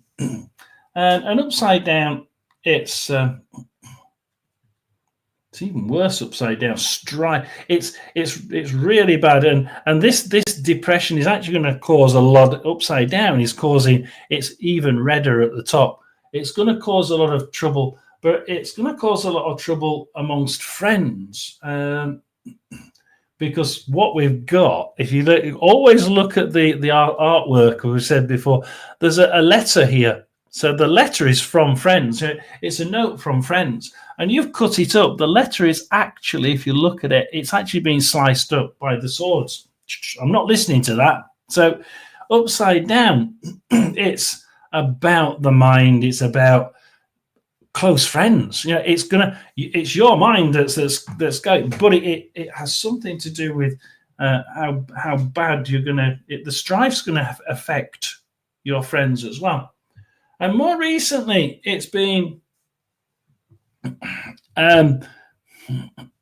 it's what did we say just now? It's about oh God, what did we say? I've forgotten the word. Good. When you've got an addiction, that's the word. So it could be an addiction. More recently, Barry's been using it for an addiction. So like, drugs, drink, being a total arsehole, narcissist, and he's snuck it in. And now I can he's extended the bloody meaning of the card. So you will always find cards slightly change meaning. Usually they'll settle down after a while, and they will usually stay quite stable.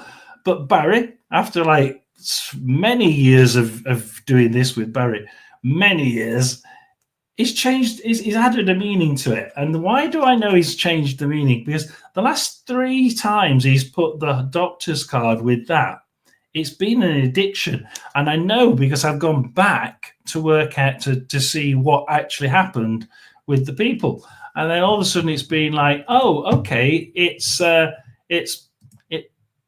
we've added something, have we, Barry? Because that one wasn't what you was reading it, but that's not how you were reading it before. So yeah, swords. We're going to go through them all. Up from 10 Jack, Queen, 10 Princess, Prince, Knight, 10 Princess, Prince, Queen, and King. They're all. I tell you what, the picture cards are all different in the different cards in the different decks.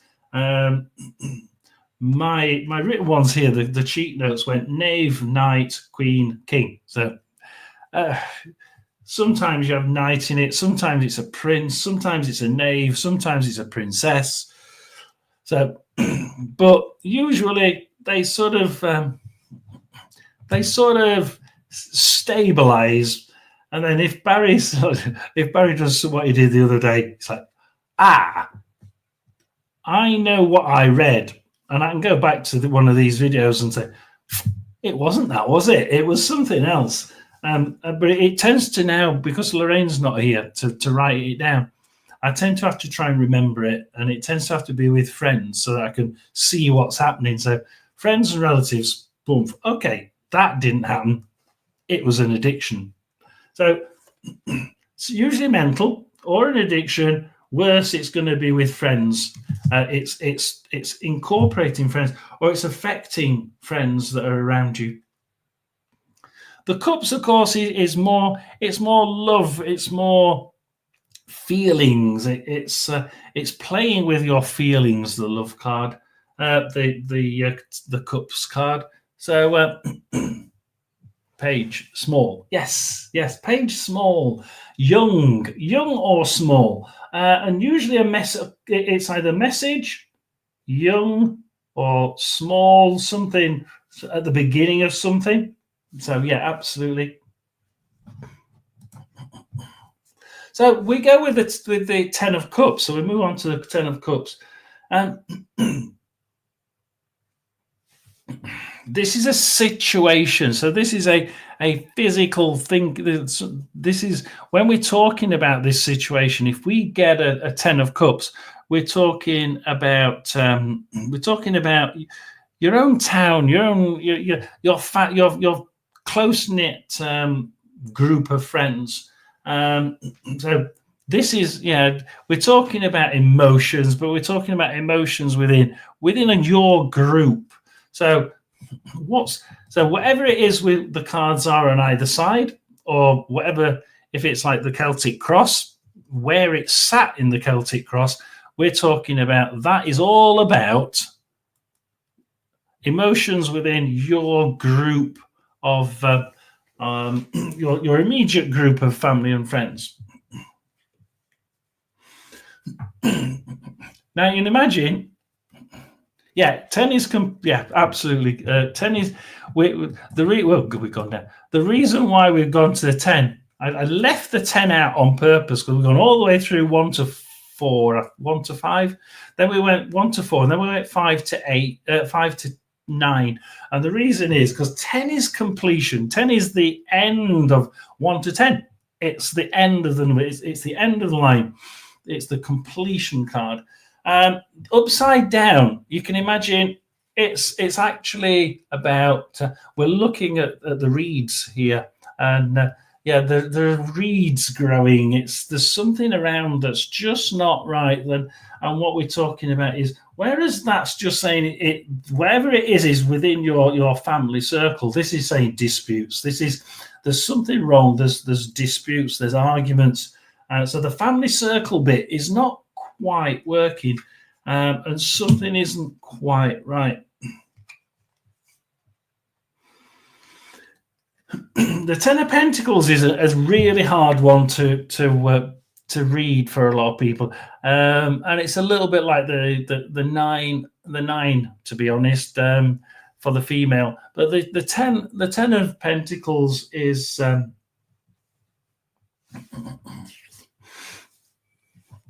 This person is very good with his money. This person, again, it's a bloke it's a male. It is a male in this case.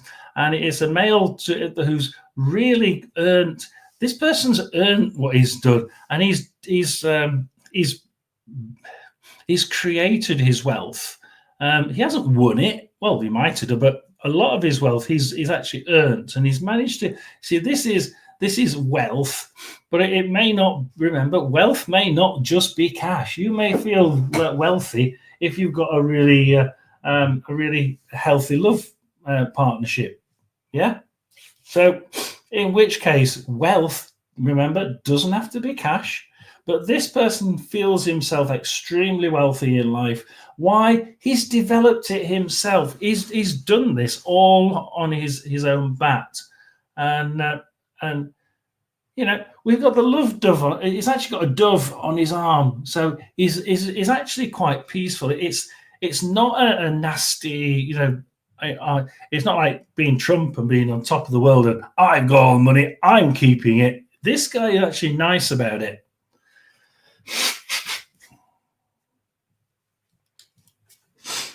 Fortunately, upside down, this card actually just means perhaps he hasn't got as much as what he would like. He's still happy about it. The guy's still happy. He's still got the dove in his hand.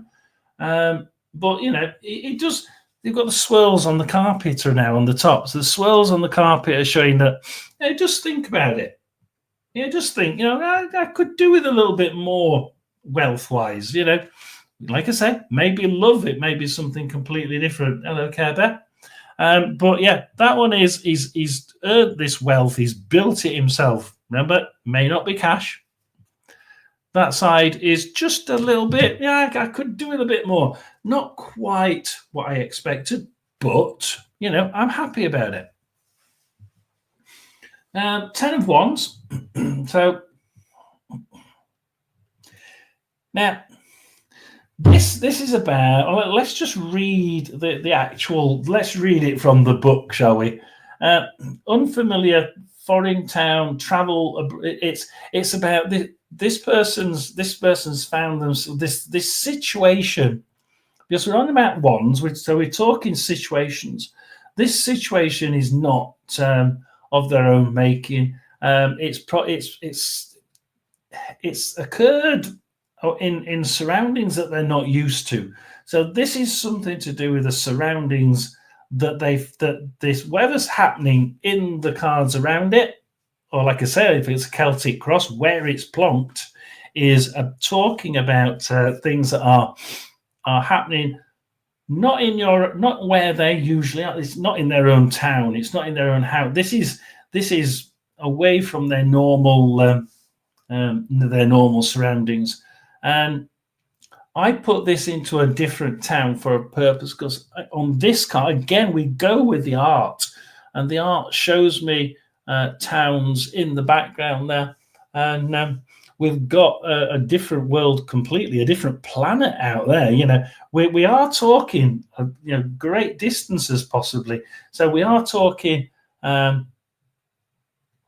things happening, and we are talking things happening because this person is stuck in all these 10 of Wands, and what seems to have ended, because obviously 10 is an end. We're talking about things didn't end up quite as we want, did they? Because look, we tried building something, it's falling around his ears, and it really didn't quite go as we thought, but the right way up, it's more about what the cards are on either side. This is a very good card to be read in conjunction with one or two other, or in a 2, 3, or a 6 card spread. Doesn't quite get. I find it a little bit more difficult to read this card in a Celtic cross, where you go bang. This is the future, your future situation. I find to read this one reads better for me with other cards, because it's that way round. We're talking about an unfamiliar situation or an unfamiliar place, and then the other cards around it will tell you what it is about that unfamiliar place. You're going to get a message, or you're going to meet someone, the love of your life. It's a meaning card of what's happening. If we go upside down, then obviously a little bit different. This is just saying it's negative. This is just saying, look, things could get on top of you here. It's upside down. Everything's on top of this person, unfortunately. And we're not being very worldly, are we? It's the world's at the bottom. So we're a little bit, unless we take care, these wands that we're inside of are going to collapse, and we're going to find ourselves in a right mess. So just a situation away from our norm. And it could be a physical situation, but it could be a mental situation as well. Don't try and I think that's what Care Bears just said. Just say that the weight or burden responsibility can be in the crossing card, and look at the bottom of the card with the past card. With the past one, maybe the environment position too. Yeah, and I was just going to say it may not be just about a physical, but it may be an environmental, it may be a mental thing. Your mind is completely somewhere else. It's something that's completely somewhere else. So it may not be physical, it could be mental, and it could even be health. Your health is completely out of control. It's over. It's almost like it's not. It's it's void from where you are. You're not thinking that you're trying to push it away. Yeah, you're trying to push something away into the distance. Bang! You're trying to pretend it's not there. Yeah. So something is either happening away, or you're pushing something away. I think that's what you might say an environmental position too. Exactly. You're actually thinking, well, I don't need to know that. It's somewhere else. Then Barry would put that to say, it's nothing to do with me. I don't need to know it. You do because the cards come up. But stop thinking that it's and will it be good for you to push it away? No, because it's upside down. Unless you take care, you're pushing away something you don't need to push away. So don't always think that certain cards mean physical. They can mean mental. They can mean environmental. Good call by Care Bear. So that's the tens. The tens, remember, they're the end of something. There's something this is the end of the cycle. So what did appertain when we did those actions? When we finished doing those actions in 4, and we went on to the consequences in 5, and the effects of those consequences in 6, and so on. 10 is an important point. In the fears position, then I do fears, then hopes. Okay, right. Okay, I see what you mean, because I'm not sure how to do it on that card on singles, I must admit. What they don't want, what they hope for. Oh, right, okay. See, that's why we do this, because I find it very difficult in those positions to read that particular card. But yeah, that's a good idea, Kerber. So that's the 10. Then we go on to the pictures. Now, my original notes came from the good book, the big old, the 1900s book. It's noted as the knave. But here, we have some very picturesque knave cards. The princess, we're calling it the princess.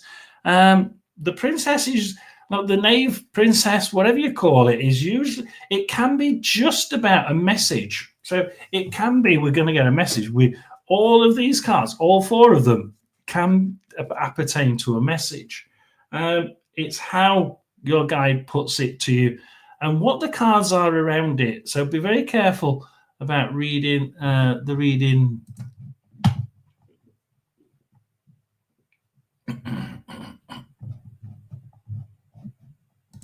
Hopefully you did. If you didn't, I'll have to go through it again. Sorry, I use fears CP7 as hopes. All right, okay.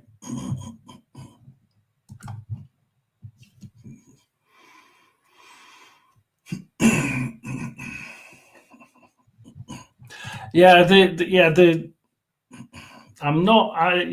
When you start looking at particular thing like fears, hopes, and things, I'm not. That card is quite difficult for me to sort of like pinpoint where to read it.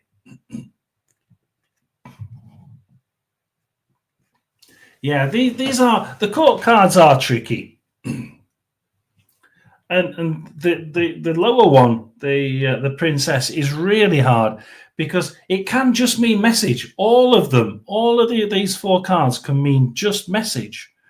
Absolutely. So, Princess of Swords. This is where the art in this deck of cards doesn't match the the meanings quite often. So, we've got the Princess of Swords. Yeah. So, Princess of Swords, evil tidings, treacherous rival in love. She's not very nice, this person. How can we tell this person is not very nice?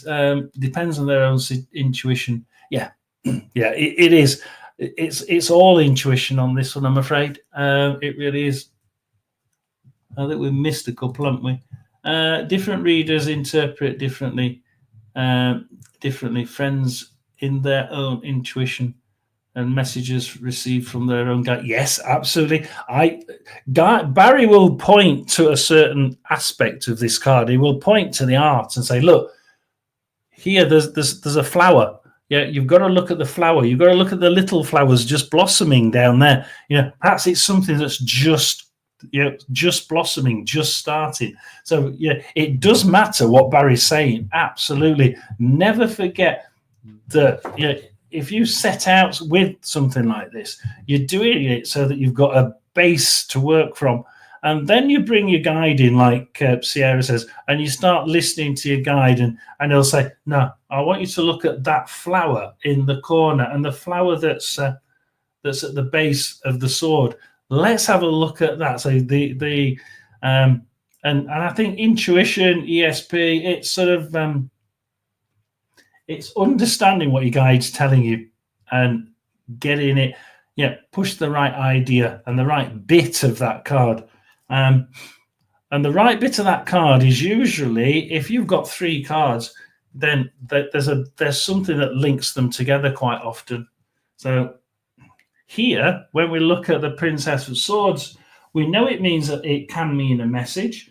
We also know that it means evil tidings, treacherous. If it's a lover, then it's a rival. It's someone you're not expecting.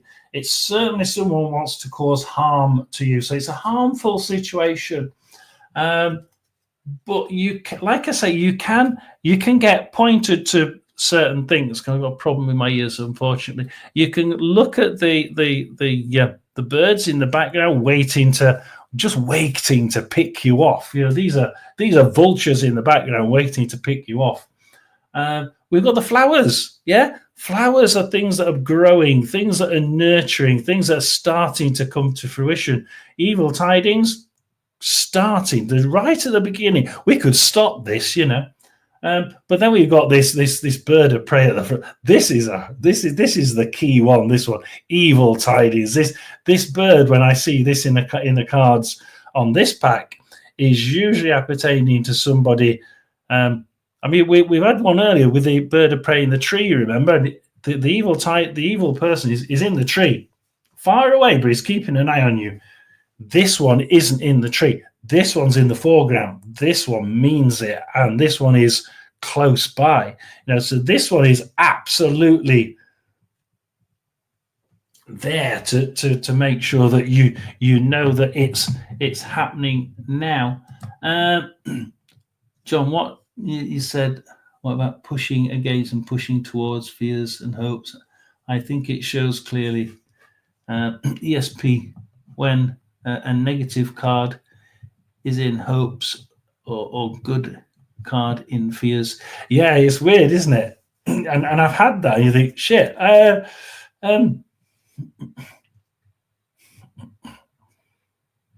That is actually quite difficult. It's where, usually to me, it's where you're coming from and where you're going to. Or you like a good card in fears is you're making too much of it. You're fearing something, and actually there's no need to do it because it's for no reason at all. Obviously, if it's in hopes, you're hoping for something, but perhaps you just don't, you're not believing it, and everything sort of seems to be negative in that hope. Part of the spread. So yeah, it can be difficult when you're trying to do that, and it is all your intuition. 90% intuition and 10% Barry, I would say, because we've got to try and do it ourselves. Barry won't give me the reason. He'll point to bits in the card, but it's up to me to intuitively work out what I'm feeling Barry wants me to tell you. Sierra, absolutely. And I still am working on trusting that I'm receiving it correctly.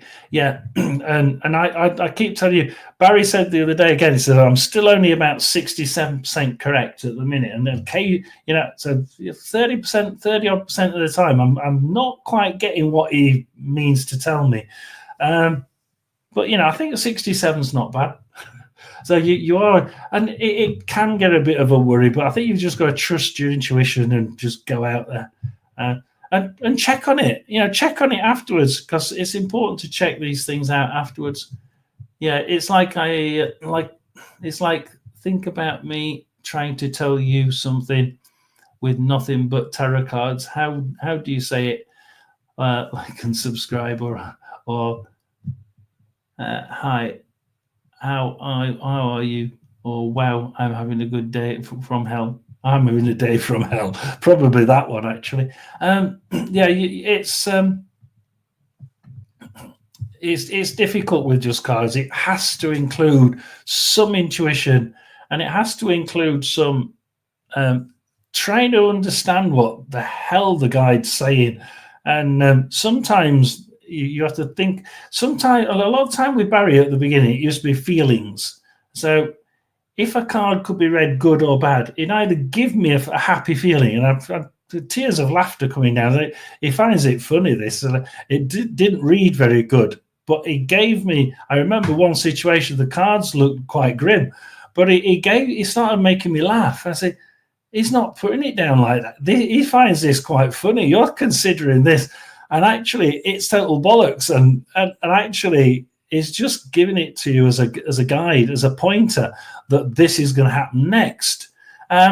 So yeah, listen to them, listen to the guide, and look at what the card actually depicts, and try and see whether he's pointing to a bit of the card rather than the whole lot, and which bit of the card actually matches the two next to it if you're reading in 2s, 3s, or 6s.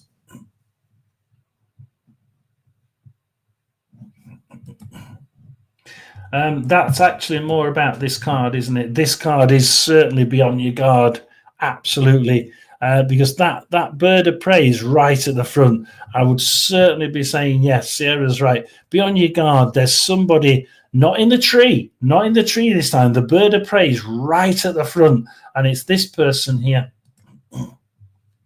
My guides are cheeky.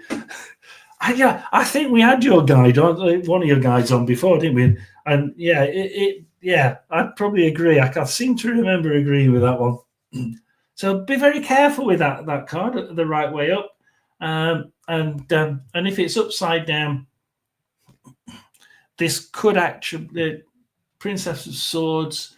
Yeah, be very careful. It could be one of your close friends. So this person here, this evil one, could be a close friend, and that's actually come true on these readings on here a couple of times, at least 2 or 3 times, where it's, you'll be careful, it's a close friend, and then they've come back and said, it was absolutely, can't believe it, and it wasn't one they expected. Again, Princess of Cups. Again, we're talking, this could just be a message. Could just be a message. All the princess, all the first cards, princess, knave, whatever you want to call it, they're all possibly messages. But here we're talking cups. We're talking feelings. Did I tell you about the cat reading I did? No, you didn't. Cat deck had Ace of Swords. Cat was getting nails clipped. Ouch.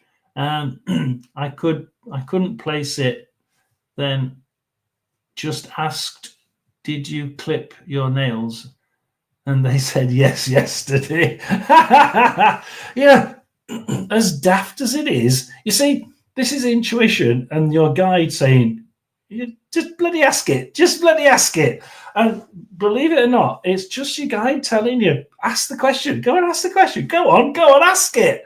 And it's like, and yeah, you are talking cheeky. It is. Your cheeky guide said, go on, fucking ask it. Go on, I dare you to.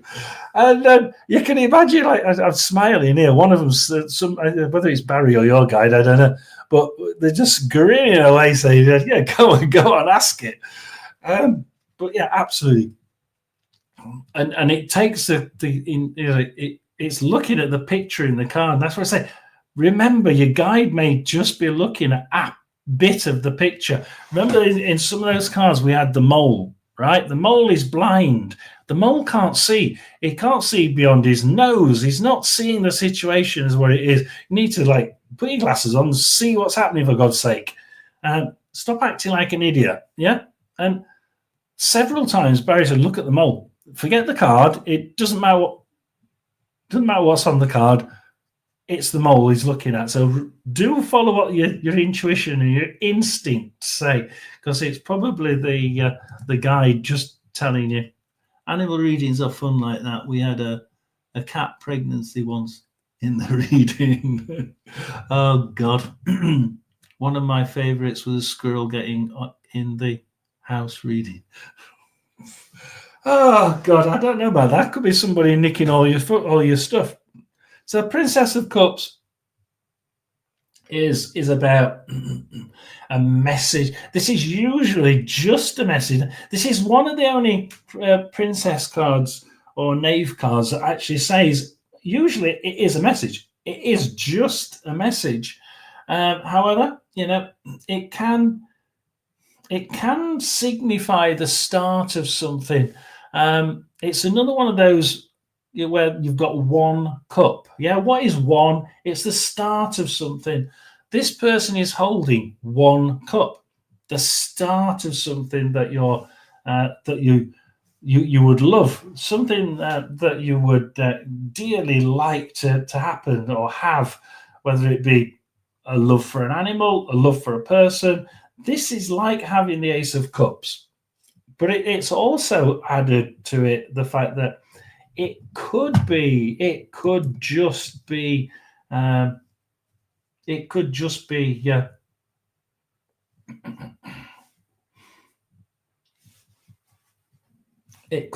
something that's in a message, which is a more.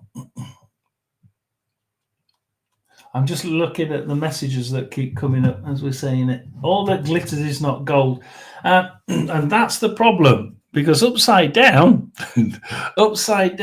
look, this is the news of something. And yeah, exactly. All that glitters is not gold. Look, just be careful about this news, because, it might not be all. This might be a bit tricky. And I think actually all that glitters is not gold is probably a better description for upside down. Upside down, it means trickery, basically. There's some trickery in the air. There's something not quite right about this news. Do be careful. It's a little bit like the Ace of Cups upside down, but again, we're talking about a situation that has led to your emotional side coming to the front. And your emotional side is wanting to believe something is good. Perhaps you shouldn't quite think that. Now, Barry, on this one, there's a ship in the corner, a really small ship. You can just see it. And if I've got this one upright and Barry shows me the ship, he's saying, look, this message has come, let it go, or this message is going out. Let it go, let it sail, don't pull it back, because the boat on the ocean to me says, don't pull it back, unless, of course, it's upside down and he shows me the boat. He says, look, pull it back, for God's sake. And then you've got a flower, a nice flower. So again, he can point flowers out. He can point the reeds. Be very, very careful of people. Just be careful of someone. The reeds are in the bottom. Just be careful of what it's whispering reeds. Think of it like that. Whispering. There's whispering in the background. The wind's rattling through the reeds in the corner, in the bottom there, and you're thinking, this could be. Just be careful of the people in the background. Intuitive whispers, Page of Cups. Yes, whispers. That's where the reeds come from. The whispers are in the reeds at the bottom. So different aspects of the card are in the different pictures on the card, which is why I liked these cards. So there's some really good news coming, the start of something, but just there's whispers as well in the reads at the bottom.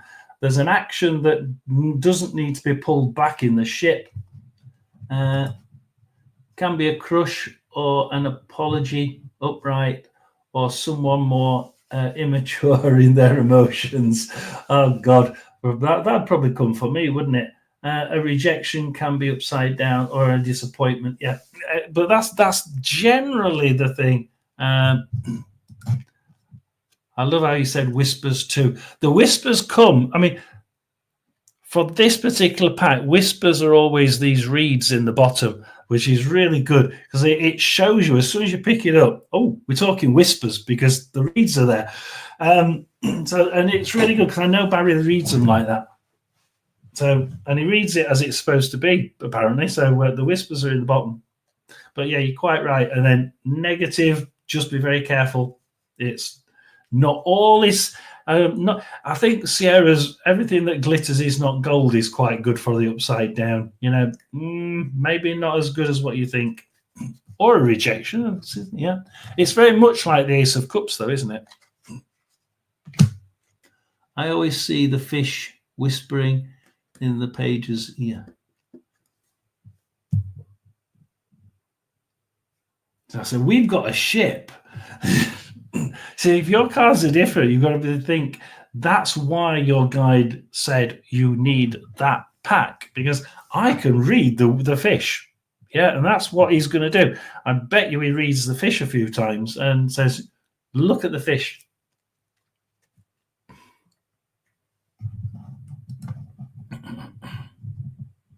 Yeah, I mean, I've got a ship. You can say it's a fishing vessel, but no.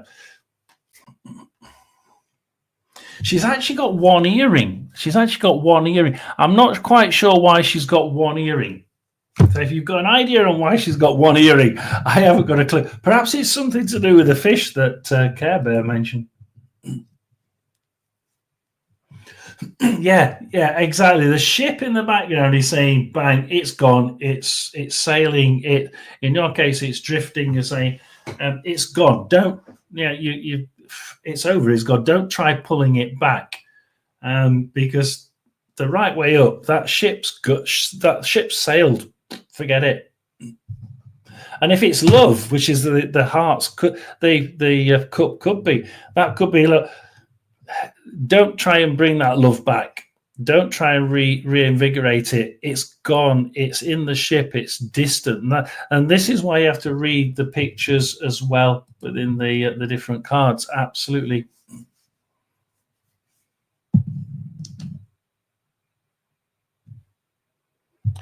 Just try and 1, 2.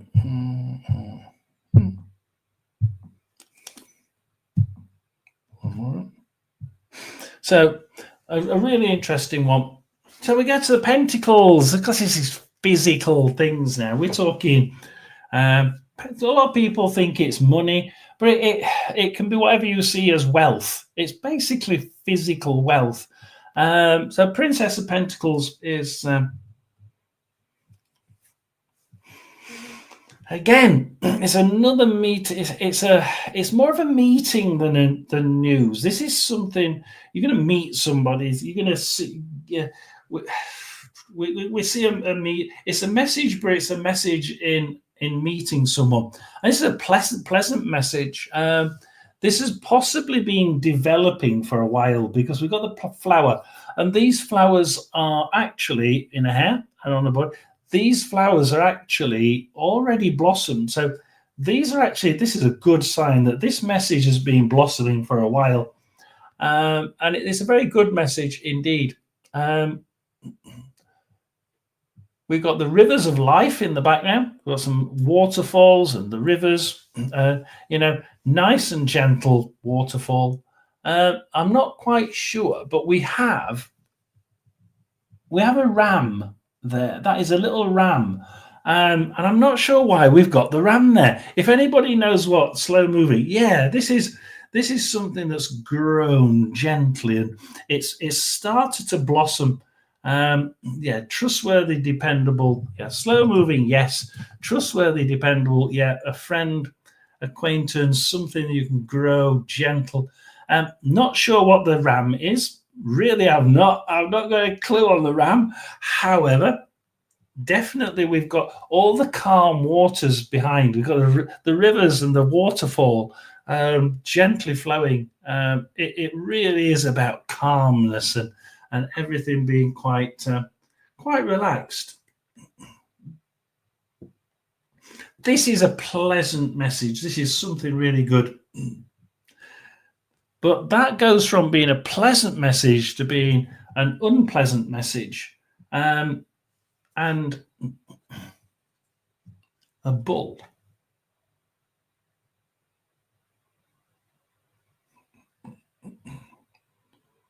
It's got two horns on it. I'm not sure about the horns. Very strange. But yeah, upside down. It's about being a little bit more. Yeah, this isn't quite as good. It still took its time to develop this story, and this message hasn't been. It's not unexpected because of the flowers, but it's not a good message. It's probably bad news rather than good news. And of course, we've kept on with the one with the princess card, and again, cardinal energy maybe. I don't know. No, no. I should really go back and ask and have a look on the internet, see what people are reading the animal in the background as. Now, here we're talking bright sunshine. We're talking a young person who's perhaps a little bit eager. Yeah, we're talking. I mean, it's certainly not the older person, a wiser person who's seen this develop over time. The Princess of Wands is a little bit different. Again, it's news. It's news, but it seems to be more out of the blue, because what we've got here, we're in the middle of the desert and we've got an oasis in the corner. It's almost like you've come across an oasis, bang, and you know, be patient. Yeah, you could say be patient with this, because you will come across this oasis eventually. Yeah, a bit young, impetuous. You know, you don't get to the oasis straight away. You will get there. Just don't think you're going to get there straight away.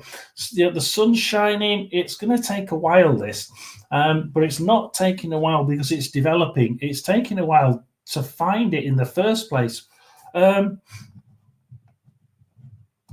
It's exciting. I suppose it is exciting. Adventurous, yes. Absolutely adventurous. This is the adventurer. This is the youngster that's a little bit impetuous. You're wanting a message. There will be a message coming, but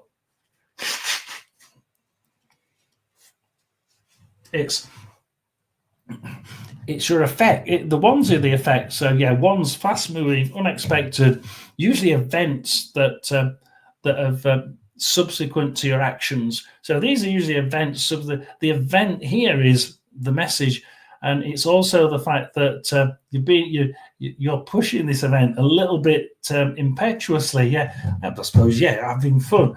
Good. Probably a good way of putting it. You're still young. You're still having fun. You're still enjoying it. The oasis will be found. The oasis is clearly an oasis here. And that's clearly a desert. The sun's shining. Yeah, it can be a little bit because we've got a volcano here.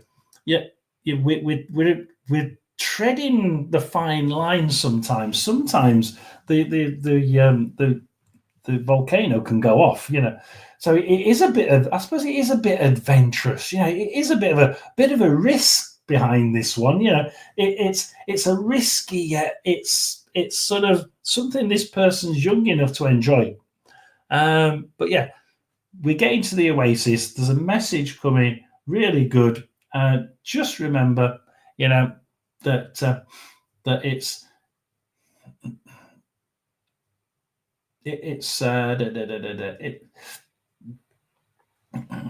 it's people. It's the people around you here that are going to get you through. It's all rather like an expedition in that this person, usually because she's young, she usually needs other people around. Yeah, lots of energy, childlike. Yeah, exactly. Yeah, needs other people around them to get this message across, because it usually needs their close people to their close. It usually comes from people close to you, because they're the people who are taking you through the desert and helping you through it. Look, don't be this upside down is a weird one, because it's being extravagant. Yeah, this person again is young and seems to just be a bit. Well, it doesn't have to be cash, does it? You can be extravagant in lots of different ways. Just be careful. Don't be too extravagant with anything, because that upside down is about extravagance when you didn't need to be. You didn't need to be extravagant. Yeah, you didn't need to show. Perhaps you're giving your feelings out too much. You're being extravagant with your feelings. And that's saying, look, you don't need to be extravagant with your feelings. Yeah, perhaps you can just, pull back. Ooh, somebody's using big words. Yeah, I can't even spell that. Or even procrastinating or feeling drained and tired. It shows up like that for me. So yeah, absolutely. So learn how it means for you by talking to your guide. But yeah, pushing too much out.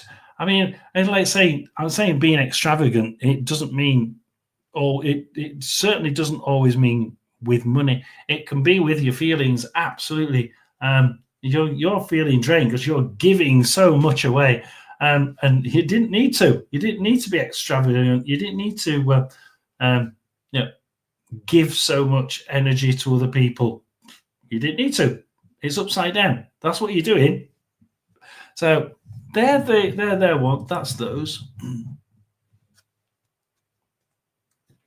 It's usually on Wednesday, but we're at 2 hours 15. If people hang around, we're gonna finish the cards. Then we probably will do readings. Probably will do at some point today. Yeah, I could see that, Care Bear, because in that one she's got a direction. She's trying to get to the oasis, but then if it's upside down, you could certainly see them not get into the oasis, because you have got zero lack of direction. That actually could be it, absolutely. And you sit down, you agree that with your guide, and then that's how you read it. Yeah, so combined with the cards around it. Yeah, too impulsive. Upside down, yeah, you're just giving things. You're giving something without needing to. And that's the key thing about the upside down bit. You're giving something without being extravagant. You're giving something without needing to. Mikey B, welcome. And remember, do like and subscribe. We're going through the cards. We're going through the last of the pictures. Living life, having fun, ready to be spontaneous. That is probably that person the right way up. Yeah, that is the person who's willing to just go out on an expedition and find something. Yeah, hey, we're going next to a volcano. Stuff it. Who cares? We're going to have fun. We're going to enjoy it. And it's the right thing to do for this person. Absolutely. Just don't be upside down. Just means maybe not quite so spontaneous, please.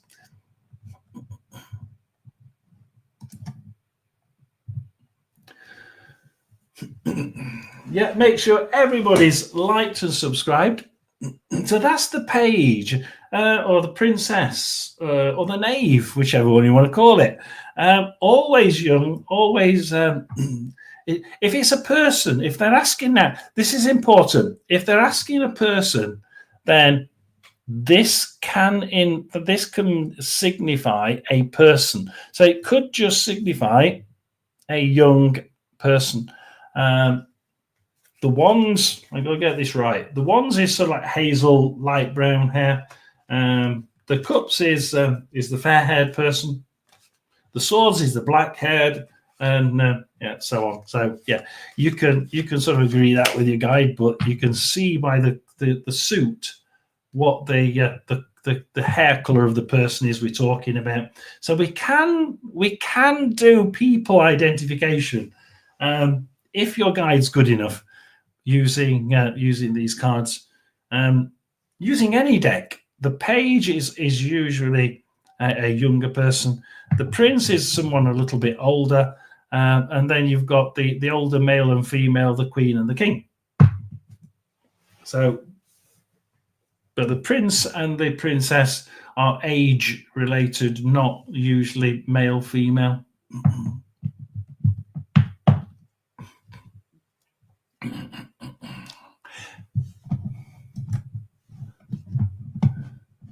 Page, same as the knave. Yeah, absolutely. Page is the same as the knave. Yeah. So the page of wands comes out a lot for me. This isn't right.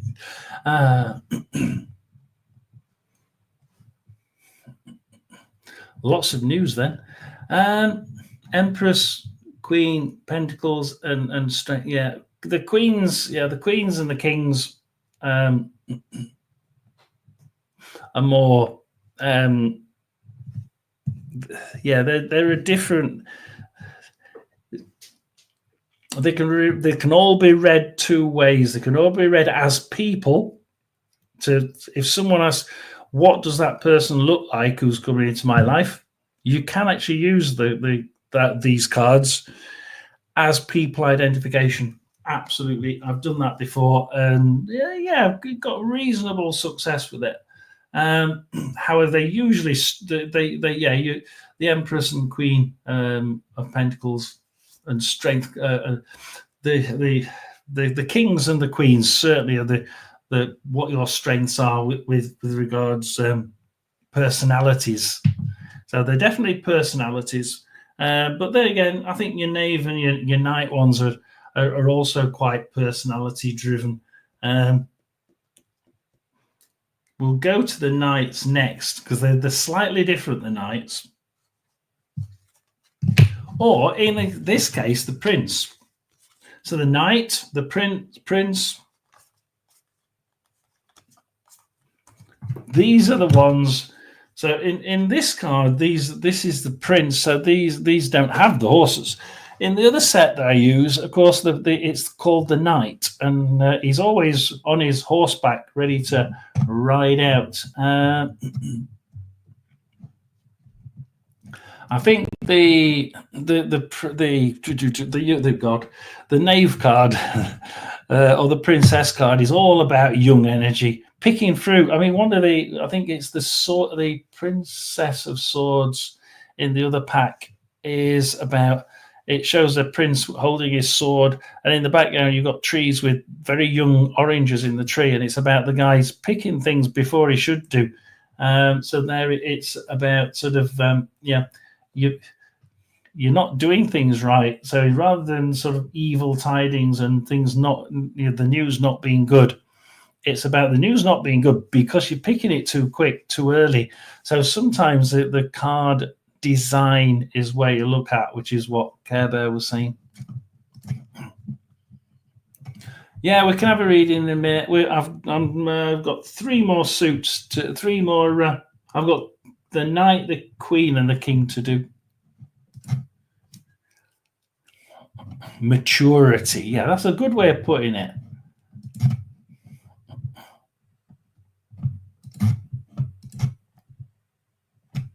Care Bear, why do you look familiar to me? Oh dear.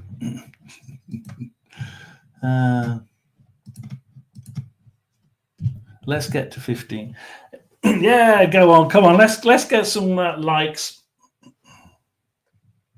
Let's give us some likes. So we get to the Prince of Swords. And I remember the Prince of Swords in the other one. It's a blue card where he's on his horse and he's ready to jump into the into battle.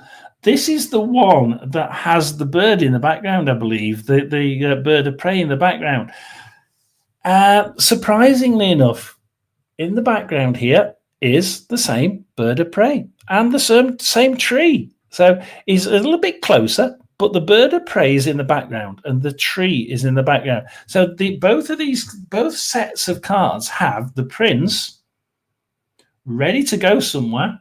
And this has been around for a while because we've got the flower at the front. We've known about it because we've got reeds here as well. There's a little bit of whispering around here. Something's been happening around. So the Prince of Swords is we've got to be very careful, very, very careful. If it's the person indeed, then it could be the actual reading means he could actually be the bird of prey.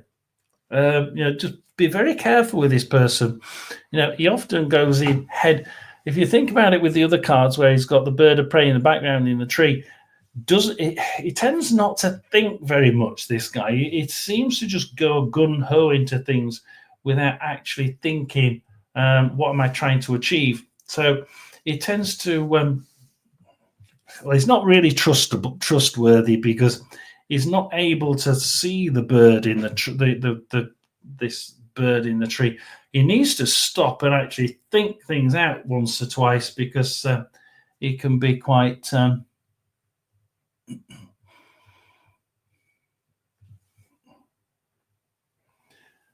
we got a bird of prey just there. Look, you see the bird of prey? Got the bird of prey in the background. Just watching him, making sure there's somebody watching this guy as well. There's somebody there just keeping an evil eye on him. But in this card, in this particular card, if we went for the actual meaning of the card, because I stretched it in the other pack, the actual meaning is that this person is the bird of prey. And you've got to be very careful. He can be quite evil. So the actual reading of it is he can be quite treacherous, this guy. He's a sword, so he's a dark-haired person. So do be very careful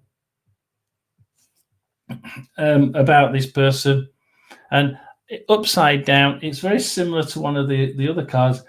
This is think of that book as a diary. This is a diary of all your friends. This could cause trouble with your friends. So this person isn't very well thought of because we've got the bird of prey in the background. Either he's the bird of prey and he's not very trustworthy, or there's somebody that he's not considering right behind him who's looking at him and watching him from just a little bit of a distance. He's not thinking things out properly, not very trustworthy, either because he's not very trustworthy or because he's not looking at the situation properly. And upside down, that's going to cause a lot of trouble between you and your best friends.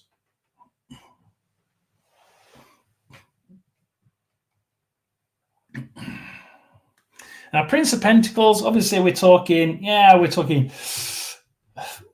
wealth. Remember, not always cash. I can only see what. Yeah, he's got half a pentacle in his pocket there. So this is somebody who. This is actually somebody arriving from a distance.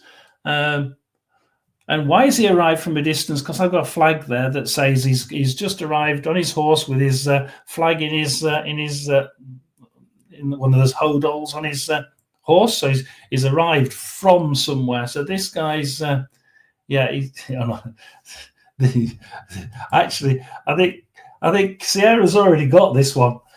So hello, Paranormal Walks. So this one is about someone who has ulterior motives. So he's arrived he's from somewhere else. He's not really to be trusted, this person. Just be very careful with him. A bit suave, a bit sort of, this person looks quite nice. You know, it can certainly cause a few heads to turn. This guy, ulterior motive, probably a very good way of putting it. Looks good, but why is he turned up? You know, that's what gets me with this card. Why is he turned up? He's very thoughtful, isn't he? Like that face on him looking at you. He's got other intentions here, but you're not quite sure what. Page of Pentacles could be student, particularly paying tuition. I don't know. It's something arriving. This is to me. This is about.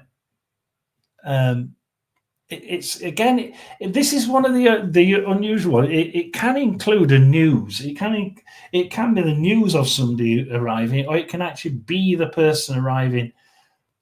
There's something though that's just not quite. It is there for a reason. You know, just be very careful what that reason is. Does he understand what that reason is?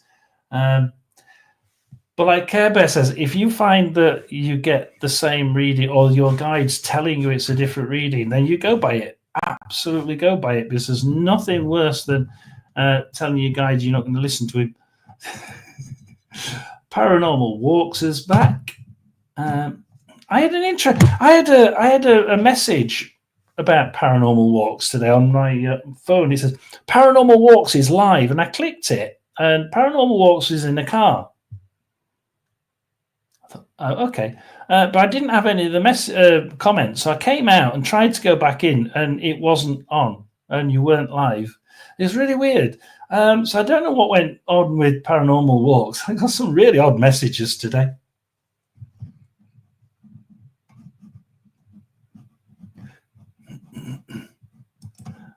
Night. Right, this is the night. So no, that's it. The night is, yeah, the night is the prince. The night is the prince. You're quite right. The night is actually the prince. It's the same card. So it is the same card, Care Bear. So do be cautious, guarded. Yeah, prince, knight, the same one. Upside down, though, quickly. I'll just go quickly for the Prince of Pentacles, upside down. There's a lot of arguments to be seen by this one.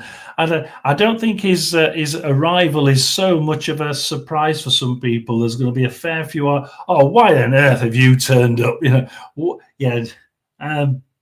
Again, could depict all that glitter. Yeah, it could. It could absolutely. Again, another all that glitters is not gold. And you know, you should have known this, because he's arrived with his flag on his horse. For God's sake, you know, we can see the flag. He's arrived with it in his hand. You should have known it. So do be careful with when that one comes out. And we want to know why he's turned up. The Prince of Wands is. This is situations rather than anything else. So the prince, again, it's a prince or a knight, whichever one you want to call it. Yeah, helpful, dark-haired person. Well, sort of hazel hair, quite light brown-haired person, if you're going to go for a person. But mostly, you know, Prince of Wands will be the Knight of Wands. Sorry, will be. Prudence. You know, he's very careful. He's got the lion on the front of his shield. He's able to defend and he's able to control very, very well. So he's very, very prudent. He's very good at controlling things, like he is the lion here. He's controlling the situation. So the ones being, you know, what situations appertain after an action. This situation is very good. It's a very controlling, but, you know, like we said in our chat, is he over controlling? Do be very careful, because there's a very fine line between being good at controlling and being slightly over controlling, and I think that comes out a little bit more when you start turning it upside down. very much too controlling. He likes to be a little bit too much in control. He's got that lion there, and he's going to make sure he bloody well stays there, because I ain't going to let him go. So do be very careful when it's upside down. It can also mean bad luck, because it could be a friend, or it could be because of a friend. So do be careful how this person comes, or how this feeling comes into your life. Is it to do with a friend? Because, yeah, be shrewd. Exactly. Very much that. I mean, to put that one on. Non-committal upside down. More non-committal to anything else. He's very committed to being in charge. Absolutely committed to that. He may not be committed to anything else, just being in control. But shrewd, yes, absolutely. Be shrewd, because this person is very good with money. By the way, this person is shrewd. This person is absolutely great with money. He's great with cash, because he likes to be in control. And yeah, with money, he's brilliant. Absolutely spot on. Now, this one's a difficult one for me to read, because the Prince of Cups is actually, if it's a person, it's a fair-haired person, and then the card is black-haired, and we know that if we're talking people, then this is a middle-aged, fair-haired person, and doesn't match. But yeah, we've got a few things on here that are quite interesting. He's got a scorpion on his arm. He's got a snake in the background. Now, we know about snakes. Snakes are about shedding. They're about changing things, shedding what you've got. So here, the Prince of Cups, Prince of Cups is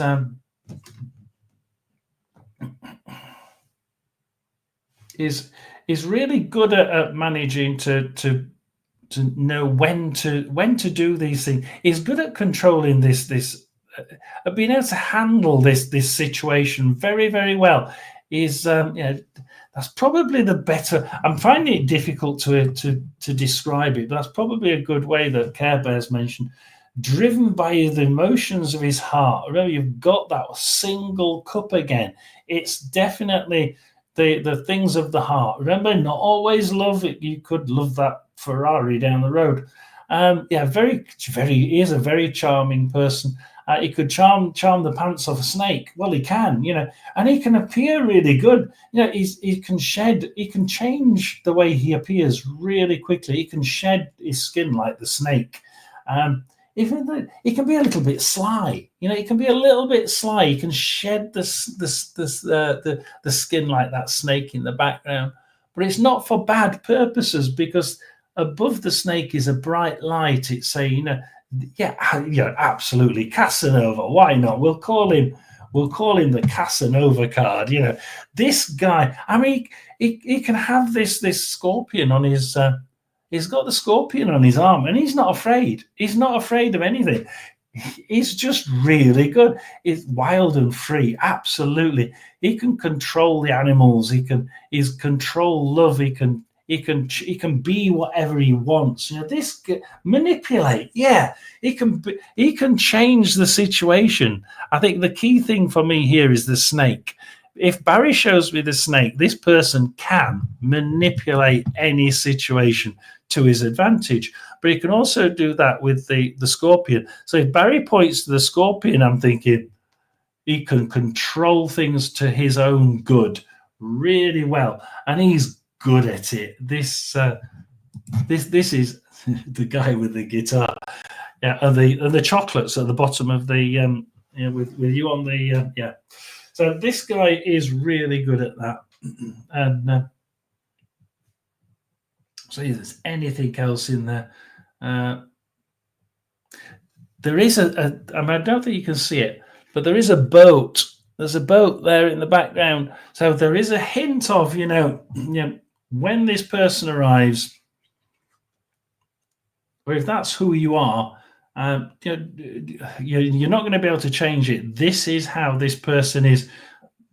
the boat suggests, don't try changing this person. He is what that's what he is. It just is what he is. And there's no upside down. I would say that this is being used to see, that way is a little bit better. This way is more about this person is using that. The trickery and the manipulation is more on top. So here we're talking about the trickery being the scorpion. That's on top of the card. So now I'm reading the scorpion and thinking he can be a bit, there can be a bite in the tail here. This person can be, it can appear really good. It can appear like the peacock in the other cards. It can look really good, but then there's a scorpion behind it. I don't know if it's quite what we want. Scorpions have laser vision. I tell you what, nothing gets past this person. Nothing gets past this person. This person is really, he knows his situation so well, because look, he's got the scorpion there, he's got the snake in the background. He's not bothered. He can absolutely control any situation, naturally or upside down, for his own good.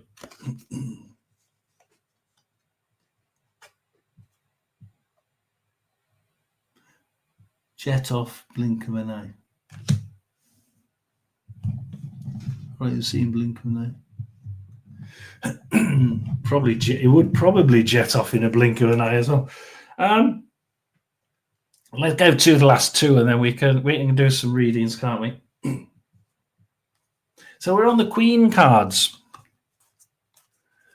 Again, if we're talking people, so if people ask you for a reading and say, what's the person look like who I'm going to meet? This is the female. This is always the female. Queen card, if you're talking people, is always female. Whereas the knave and the knight, or page and prince, whatever. Those two are about ages. These two, well, they are about ages. We're talking older people, but we're talking in the queen is the female, king male. So Queen of Cups.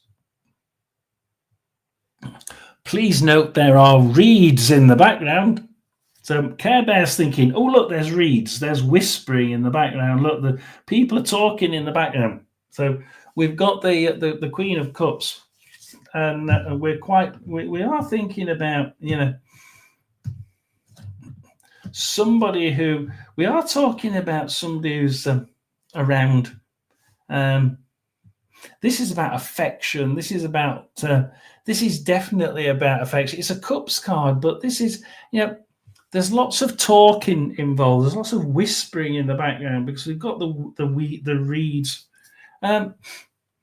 Do be careful. There's some birds in the background, things are moving slow. Things don't move fast with this person. We've got the trees, nice and relaxed looking trees, and the calmness of the river in the background.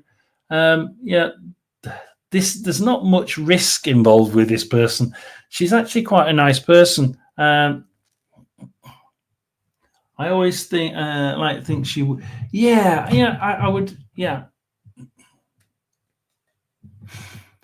Although, the last cards, the last card sting you, and you won't realize it until it's too late. Absolutely, if it's upside down, that scorpion's at the top, isn't it? So Care Bear, it's very much High Priestess, isn't it? It's almost an exact copy of the High Priestess. And you can take it as that. You can absolutely take it as that. So if your guy's already put the High Priestess card out, don't be surprised if he puts that out instead. Absolutely not. But loving, calm, sophisticated. There's a few whispers around here, like as if you're not. Do you know that this person likes you, or there's whispering around this situation, perhaps, or this person perhaps there's a few sort of hints, that whispers that you're not listening to, so all in all, a really nice person. There's some really good whispering around that you probably should take note of. But yeah, trying to lead you astray if she's upside down. She's very good at it. Again, ulterior motives. We said that in one of the other cards, didn't we? Again, ulterior motives. Those whispers in the background are now a little bit, backhanded. Just be careful of those reeds in the background now, because those reeds in the background and the cup being upside down. Just be very careful about the Queen of Cups upside down. Very much the High Priestess, absolutely gossiping. Yes, I'd probably go straight on with that. Those whispers in the background, the gossiping, absolutely. The reeds, and I like what Care Bear said. Care Bear mentioned something with one of the other cards. The reeds, the whispering. The reeds always mean whispering.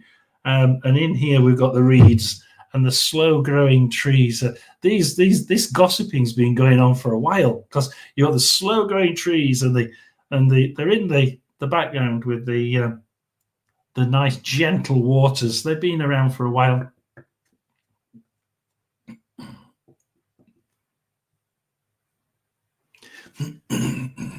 The High Priestess. Hello there, Shamika. The High Priestess is very much about intuitive and spiritual. A little bit more spiritual than this card. I would say this one's less spiritual, but it is very very intriguing. This person. This one's more intriguing than spiritual. The Queen of Pentacles, then. Well, we want to get through these and have some readings. Queen of Pentacles.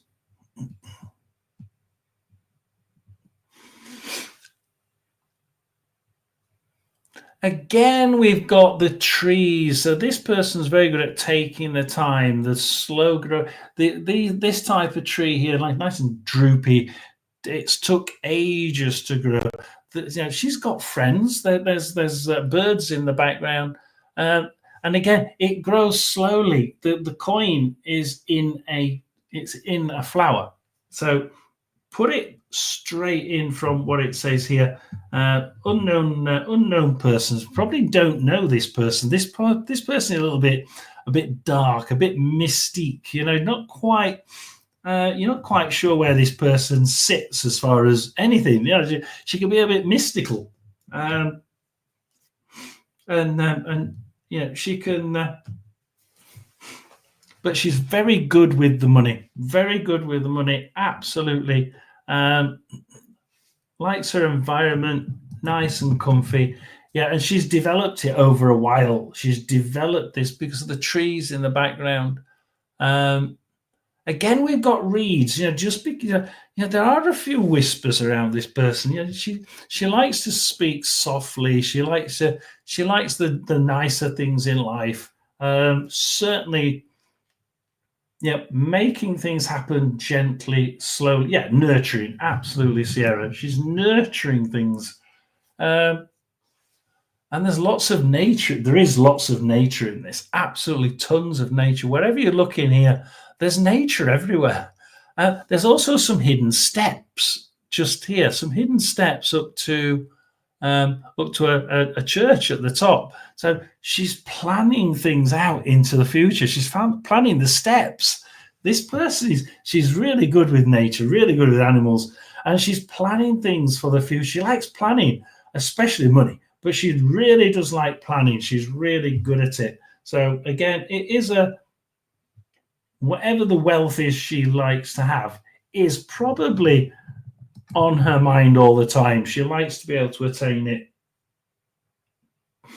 But you can be a little bit too enjoyment. You can have a little bit too much enjoyment of money or wealth. So is she too interested in wealth? Is she a miser? Is she cunning? Is she, she'll get that money whatever way she wants to do. She's very, very stable this way round, Kerma. Very, very stable indeed. And she has got everything. Everything is in abundance. upside down, it's still in abundance, but she can be very, very miserly. It's mine. Get your hands off. She can be very cunning. She can be very miserly. She can be a recluse. I mean, how many of the major arcana can you think would go with that one? You could get the Hierophant, couldn't you? It's like hiding away.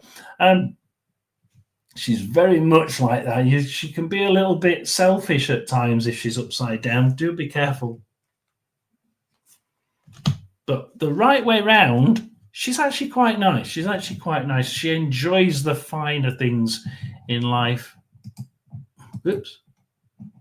In reverse, sometimes I see you're focused on that she needs to. Oh, you could say, yeah, you could say that. You could. Now, I always say that she always does focus on herself too much, but yeah, you could say, you could be saying perhaps you need to. Yeah, absolutely. I've not thought of it like that, Care Bear, but yeah, you could be saying perhaps she needs to be a little bit more like that, and I think I've seen it only once or twice, but it's usually been indicative of the cards on either side. So, somebody's trying to, take your money, and then you get that card upside down. You need to be, a little bit more, focus on your wealth yourself and not, a bit more suave. Make sure you've got it and they don't take it. So sometimes that sort of dual meaning, what I said and what Care Bear said, can just be pulled apart by the cards on either side. So that's why we go through the cards.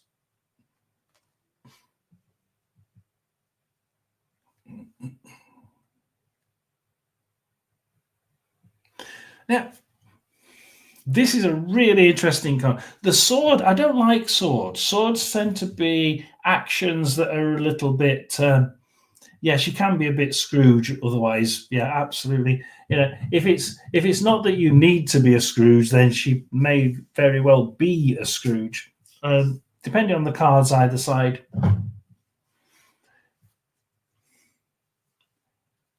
Yeah, like I say, it's probably Scrooge or Insecure. It's one or the other, and upside down. So you could be, it could be either. Absolutely, could be either. Queen of Swords is interesting. It's a dark-haired woman, obviously, because it's a sword. It's a dark hair. It's a female, so because it's a queen. She's not a nice person. Look at the face. She's quite evil, this person. She really does like to keep an eye on people. If you actually look closely through the window, she's watching these two lovers. She's making sure she knows exactly what's happening. She keeps her eye on everybody and makes sure that her business is, well, their business is her business, to be short.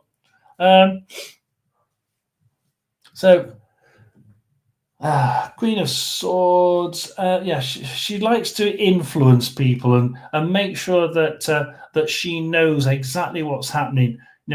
She likes to make sure that she has an influence on everybody else's destiny, make sure that she knows what's happening. She's nurturing this flower. She's making sure she knows what's going to happen, and she's going to make sure she absolutely follows everything as it goes on. She has gained wisdom from her pain, so she has strong boundaries. But she's inside her own little room here, looking at the lovers in the garden, and she's certainly grown this flower. It's like, she probably has nurtured quite a bit over the time, and she's made sure it's a damn good flower, and it's just started to flower as well. So it's a really good time for her. She's in control. She's grown everything. There is a sense of it having something to do with you're saying pain. She's grown wisdom from her pain. There's a dove here, which sort of suggests that things haven't always been right, but they are now, and she has learnt to to show the love, to show the dove and be a yeah. We it's almost like she used to be just without the dove. She used to be just a control freak, absolutely control freak. But we see the dove and we see a different side of this person, a side of the person who can actually be quite loving, and she can use this knowledge quite nicely sometimes. So upright, it's not as bad as what it originally looks like. So because you look at it at first and you think, yeah, she can be quite evil. She can be evil, and she can make sure she gets her own way. She's a sword. She will. But no, she doesn't miss a trick. Yeah, she certainly doesn't miss a trick. Absolutely not. And definitely is in the know. But she can also show the loving side when it's this way round, which is probably the important thing. This way round, the love dove is here. It's in the right position. Very intelligent, absolutely. Knows exactly what to say, when to say it. And it's usually right because she's learnt it beforehand. Upside down, you can imagine now the dove plays no role in this because we've scuppered this, turned it upside down. So now this person she knows everybody's business, and she's going to spread scandal. She's going to be one of those people you really don't want to cross, because she can be nasty. She can spread scandal. It can also be a loneliness because, and it can also be an unhappy marriage because there is no love. It's gone. There is no love here. If it's a person who's married, there ain't no love in there at all. This person is just in there for their own good. So be very, very careful if it's upside down, because I like the fact we've got a dove here. She can be really nice. Divine presence, emotion takes over logic, and I think that's upside down. Forget everything. Well, certainly forget love upside down. It's not on the cards. Completely chalk and cheese, this card. She can be quite harsh here, but it's for your own good. That's what I would say here. Yeah, she can be quite harsh, but she's got the dove. It's for your own good. I'm telling you, for your own good. I've been looking at this. I know I've learned, like Care Bear says, I've learned this over time. I'm being nice. Telling you this harsh bit is because you need to know. Upside down, they don't need to know. She's just been a nasty cow.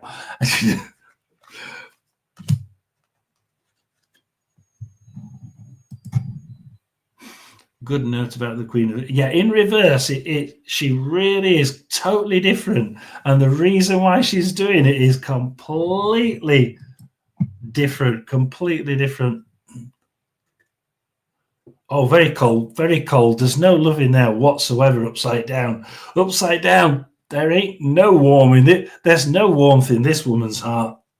Queen of Wands, and we're up to the last suit, the last one then. Yeah, she's not going to allow anyone to get anything on it. No, absolutely not. That's a really good point, that one. She's not going to get anybody to get anything over on her. Absolutely not. That's granted. Totally granted.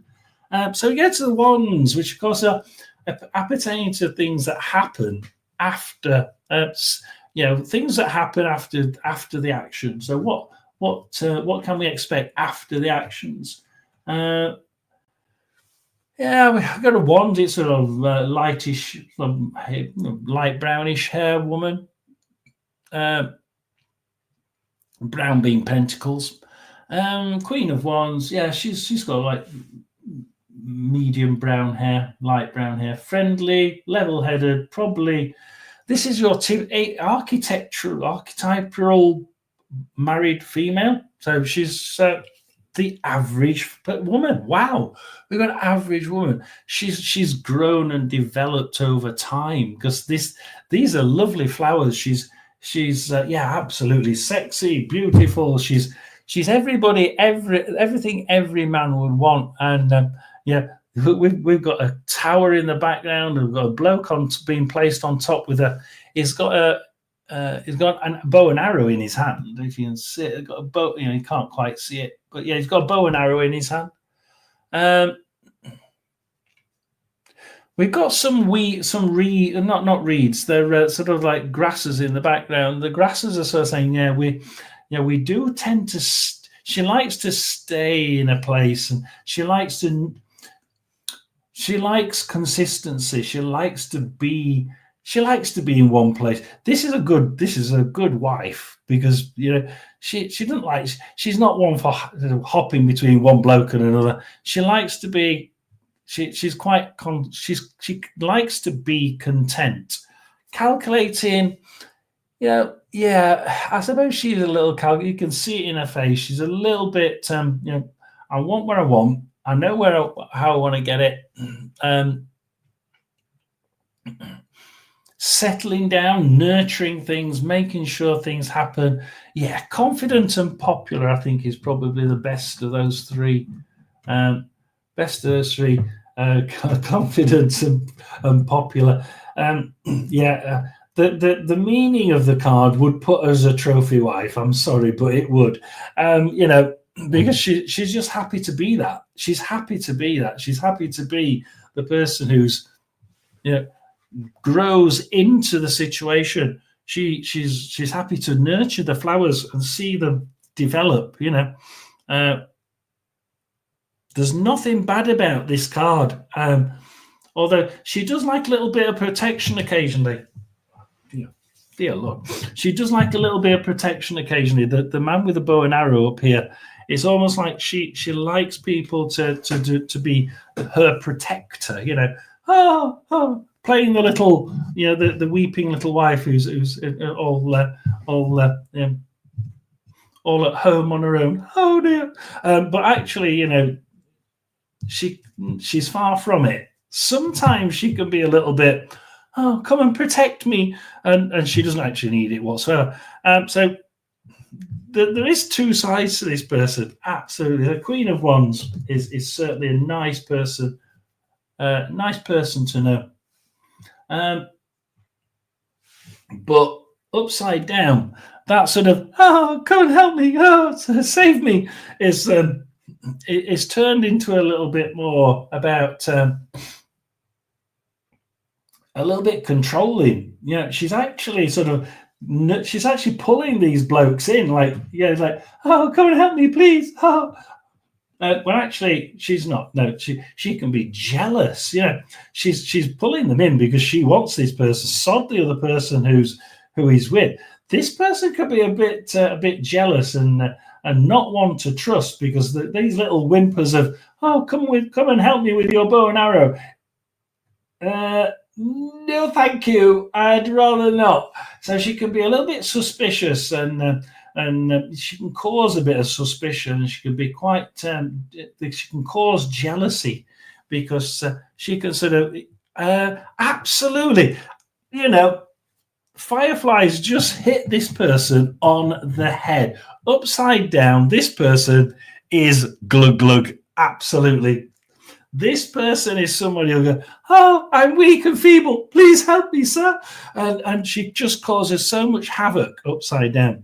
But, she can actually be a nice wife that way around. That's actually a bloody good description. That's the best description of the lot. Demure female. I don't know if you call glug glug demure, but never mind. So go to the kings. And then we do some reading. Kings.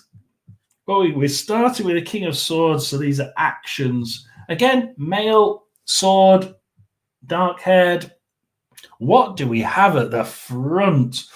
Ooh, do be very careful of this person. We've got the bird of prey at the front, and he's right at the front.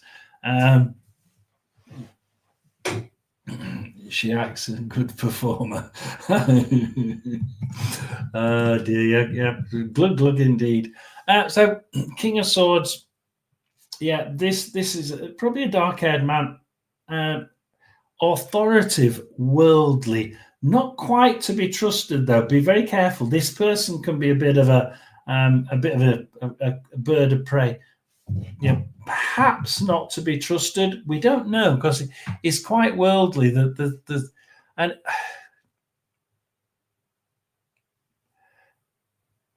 it's quite calm in the background. It's all fields and open lands, as if he's been for miles. He's been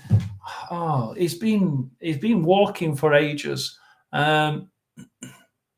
We've got different types of trees. We've got ferns on this side, and we've got trees from Africa on the other side. This guy has travelled. Reels them in, unleashes her wrath. Yeah, we've gone past that one. The birds of prey. Thanks for the good tip. That good tip. The bird of prey here is right at the front. Right at the front. Bird of prey. He can prey on people. This one is certainly one to watch. The key thing here is he's a very worldly person. He's learnt a lot over his time. He is quite old because he's a king. And very it's one of those things, you can't, there's not much you can read into this one apart from the fact that he's worldly, and it may not be one to be trusted. Be very careful of him, even in the upright position. I would probably want to be careful of the King of Swords, not one to cross. So it's more one of, this person is in this situation is probably arriving. Be very careful, don't cross him. Upside down is probably already arrived. If cross him at your peril, because or you have crossed him, and it's not good news. This guy is going to take the sword to you and make sure he absolutely wins whatever it is he intends to get you with. Probably buying down the feelings, probably burying down the feelings deep down, because they are good at masking it. This person is good at masking it. He's learnt it over bloody ages. This guy he's been around, and he's certainly Mr. Business. Yeah, he is, isn't he? He's been around, done the business, done that, and he knows every single trick in the book. Cross him. He knows every trick in the book. You ain't going to... I think Hershey said something similar. Cross this person, and you're on a losing battle, because he's already done it, seen it. He's been there 16 times. You ain't going to win. So, a very difficult person to beat, this one. I don't like getting the King of Swords. I only like getting the King of Swords if someone asks me, what does a person look like? Oh, he's got dark hair and he's an old man, oldish person. Now, this is a nicer person. This is the King of Pentacles. King of Pentacles, this is all about hope, about your desires. What is it you want? Wealth. What do you feel about wealth? Stone cold. He probably is stone cold, to be quite honest. He's more sort of thinking about his own things, about his own feelings. I know that, I've been there 16 times, thank you. And bugger off back there. King of Pentacles. Slap down, stop it. King of Pentacles.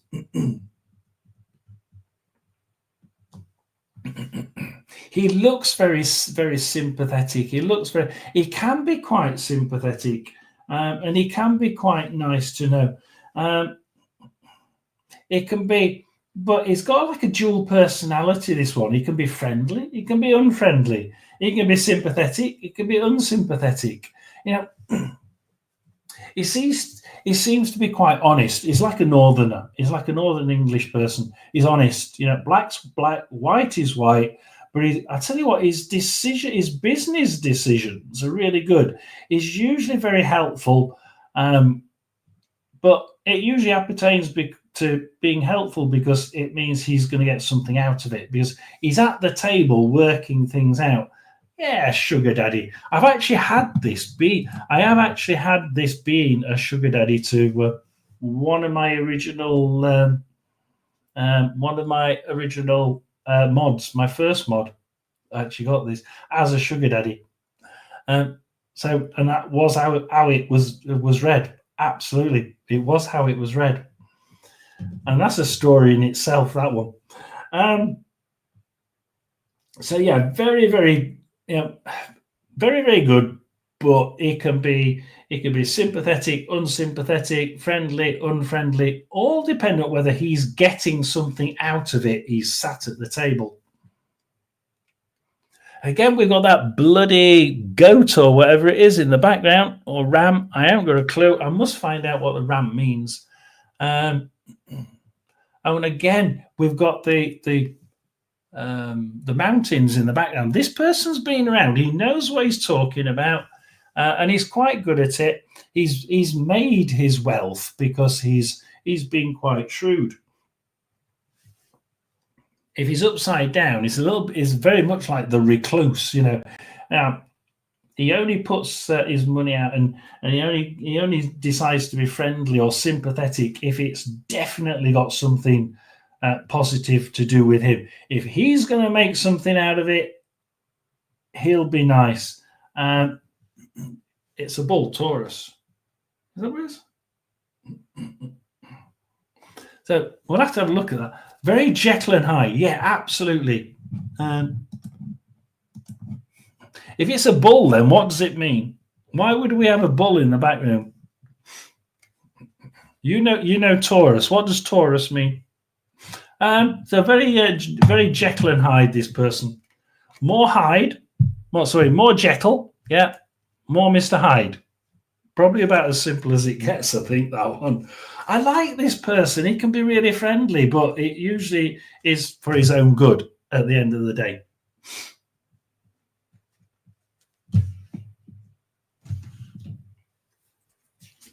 Now, this one is interesting. This one is the King of Cups. We're talking love and matters of the heart. We'll just say matters of the heart. It means it's a little bit better that way around.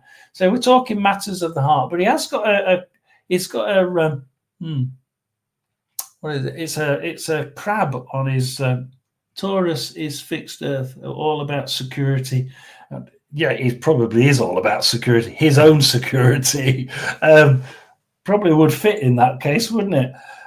So this person, a man of the church, because we've got the church in the background on this one. But this person's all about nurturing things slowly. There's a few plants in this thing, and in this picture, very much about nurturing things steadily, growing things steadily. We've got the cup, but it can be a bit risky, He's got this crab on his collar. It's almost like he can control. He can control things to an extent. Cancer, yes. Go on then. Give me the meaning for Cancer. Give me the meaning for the crab before I carry on.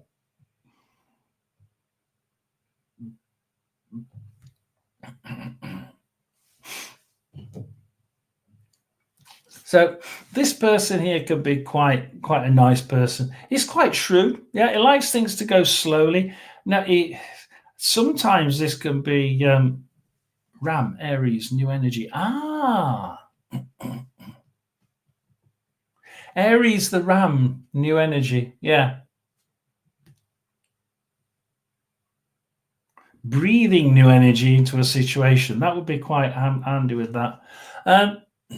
Yeah, I can see it being a ram. Absolutely. But the Cancer one, that's definitely a crab.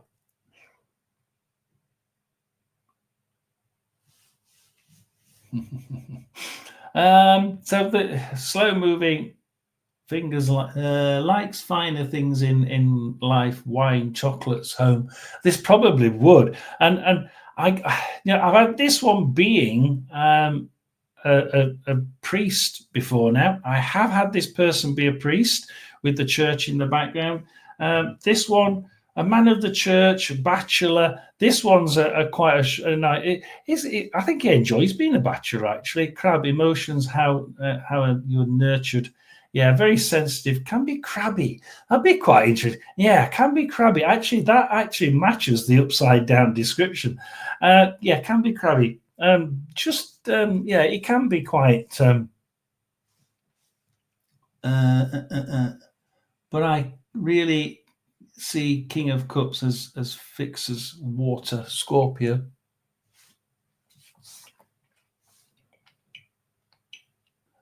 The interesting thing is his gown is blue, and if you have a look at the whispers here, it's sort of like watery icons on his lapel, and it's sort of like, yeah, he can do anything. This guy, he's really quite a nice person, and the absolute book thing is sympathetic, warm-hearted man, bachelor.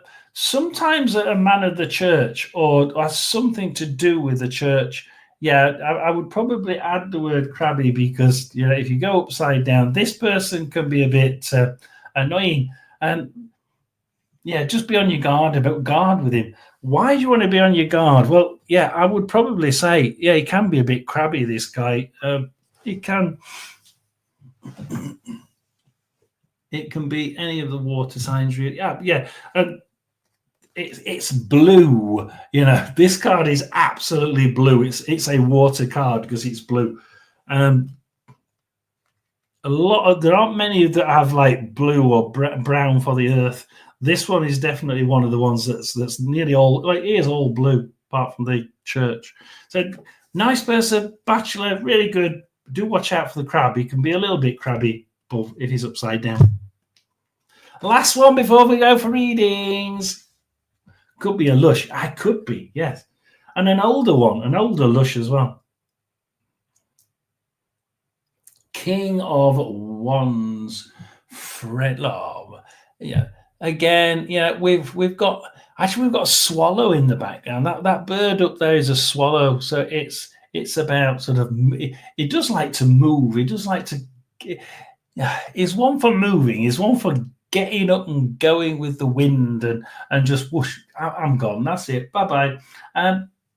What he touches tends to just go, move, work, much like the bird, the swift in the background, the swifts and swallows of the world. That's what the bird is.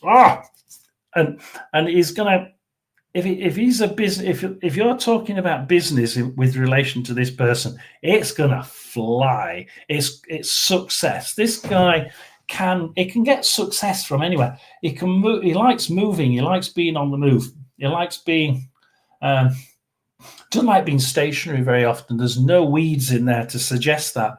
He absolutely likes to be on the move, and that's the point with this person. Now, this flower hasn't bloomed yet, and that's quite critical here because the flower hasn't bloomed, and he's still thinking about moving on. We've still got the birds in the back. I'm going to go whoosh. Risk taker, yeah, a bit of a risk taker. He can be a bit sneaky, and that's what we've got to be careful about this person, because he doesn't like staying where he is. He doesn't like staying in one place. He is a bit of a risk taker, yeah. One situation onto another, we'll forget about the risk. We're just going to go and do it. We have got, to that end, we have got which side is it? We have got a volcano here, which is sort of like a bit risky, this person. Yeah, it can be a bit explosive. Boom. So, bang, explodes, goes up, flies off the handle, disappears down the tunnel, and is suddenly completely somewhere else, and you didn't realize he'd gone, but he's disappeared.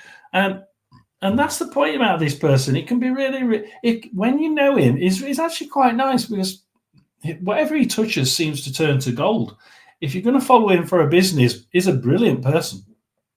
Absolutely brilliant person. If you want to pick on his ideas and pick on his intelligence, brilliant.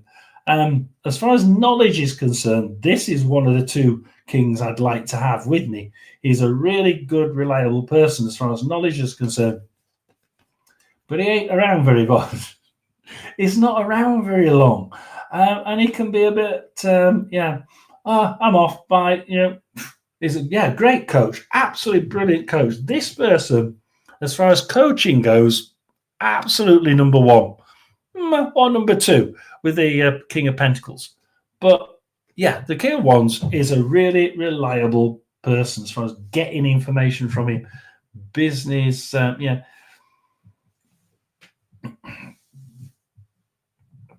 you could see that actually. I mean, you may be joking, but has plenty of women, likes variety of spices and harem. But this person is one of those like he'll charm the pants off the first person he gets to, and he'll succeed.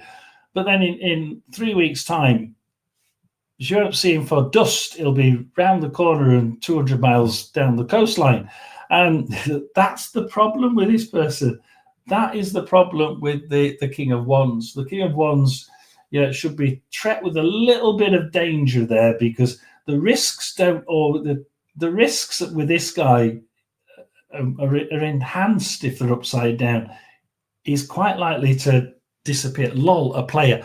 Absolutely, this is a player. But I tell you what, he's a damn good businessman, and he's really good to pick the brains of. He's a really complicated person, this King of Wands. Would I want to know him? Yeah, absolutely. His business sense is second to none in any of those cards. But he'll play you for it. I don't think he's not even getting. No, he doesn't play you for what he wants or what he can get. He plays you for what he wants at that particular time. Yeah, exactly, Sierra. He doesn't get anything long term. He gets what he wants now. Yeah, he's very good at getting what he wants now. He can charm the pants off anybody immediately, just like that. But the swallow here says, a week later, bang, he's off. He's taken off. He's around the corner. You'll not see him for dust when you say, when's the next meeting? Bye. Whoosh, gone. So be very careful of this person. At the same time as probably pick his brains just a little bit before he disappears. So thank you for letting me do that. I really wanted to get through the ones to tens. So the only thing we've got now is the major arcana. And I know that people like Hershey's done it. I think some of Care Bear's followers have done that as well, because I've been sat in on one or two of them doing it. So we'll probably wait a week or two before we do it, because people get bored with the same thing coming out. So we'll wait a couple of weeks and we'll do the others. Care Bear's off. So we're just going to do... So if anybody wants to go, now is the time to go, because we're just going to finish off with a couple of cards. And then I'm going to put I've had my dinner, and then I've left it cooling. So I'll be putting that into the freezer. So we're just going to have a quick macho man. Yeah, you could call him a macho man. You absolutely could. Thank you, Care Bear. Have a nice time, and thanks for joining. Thanks for listening to me waffle for 3.5 hours. I don't know how you've done it. Sierra's done the same. I can't believe it. Dear. Let's catch up on that one. So yeah, we've got about 5 people in, I think, at the minute. How many likes have we got? 11. Oh, can we get to 15? Come on, give me the likes. Give me 15 likes. Come on, give me 15 likes. We want 15 likes. Do like and subscribe. That didn't mean leave. Somebody left. Oh, that was Care Bear, wasn't it? I think somebody left as soon as I said it. It was Care Bear, hopefully. So yeah, do like and subscribe. Absolutely, do need lots of people. Oh, you need. Oh dear, I don't.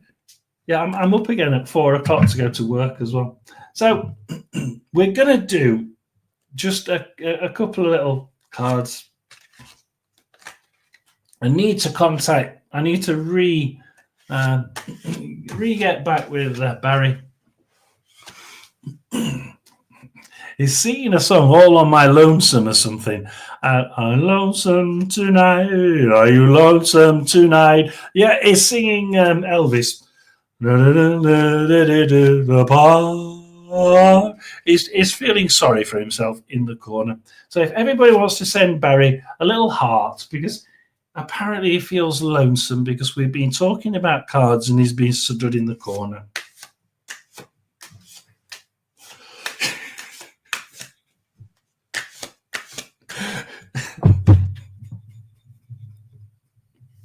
He likes that one. Oh God, I don't. Oh dear God, Barry, I don't know where you came from. Oh well. So anyway, yeah, Barry, love hearts for Barry. Look, Caroline's sent you lots of love hearts, Barry.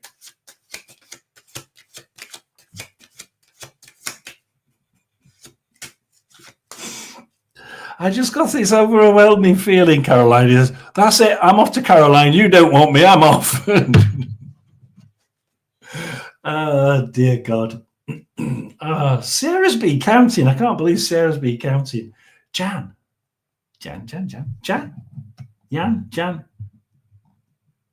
Oh, Jay. Oh God, no. You see, you know everybody's name. Jay. Do you want a card? Jay. So, Barry, we're going to end the night with a few cards.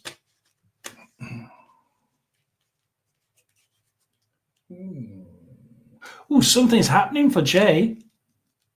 How's my week going to be? The start of something new, something that you've been wanting. Something that, something you've been wanting, something you've been trying to get to. He can help refine my psychic skills. There we are, Barry. As you said, you wanted to go. She wants you. There we are. Ah, Super Dougie's in. Oh, we'll be 3.5 hours. Super Dougie's made it. Welcome, Super Dougie. I'm going to be doing the San Diego video this week. So next weekend, hopefully, we'll have the San Diego video out. There's not an awful lot of footage, but we're going to make it into a sort of story, because I think that's probably the best way of doing it. Unless you can get some more video from the shop. If you can get some more video from the store and talk to that bloke again and send it to me. I don't think we quite got enough because I missed the first half of what he said. But never mind. We're gonna do something by next Saturday. So we've got Jay. How's Jay's week this week?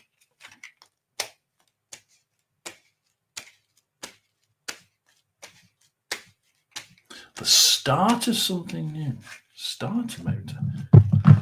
I don't know anything about cars. You can't give me a starter motor. You give me a starter motor of a car. I hate cars. I'm no good with cars whatsoever. So there must be the start of something this week for Jay.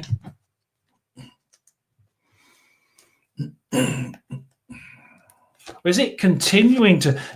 Something has already started for Jay. Something's already started. What is it that's already started for Jay? Because we're sort of moving for. Oops. I have been going fast, coming and going fast because I have lots of Zoom calls. Can I get? I get calls during. Yeah. Nice to know you've been around. So yeah, we're ending. We've been on 3.5 hours. We are. Sierra is keeping her. She's put herself in there. Very good. So at the minute we've got 1, 2, 3, 4, 5 people. Super Dougie doesn't always want one, but we'll give him the chance. And so if you are in, do like, subscribe, and then give me what question you'd like me to answer, and we'll finish the day with a little bit of a card reading, because we've been doing the meanings of the cards. So, and for Jay, I'm getting something's already started. Something new started this last week, but we seem to be just nurturing it now, just bringing it into fruition. We need to bring it into fruition now. We need to just, we've got the idea, we've got where we need to be, we know where we need to start, and now we need to make it happen. Oh, what was that song? Make it happen? No, I can't. Oh no, I've lost that one, Barry. But yeah, you can now make it happen. You did give me a song with "Make It Happen" in, but yeah, Jay, make it happen this week. Paranormal.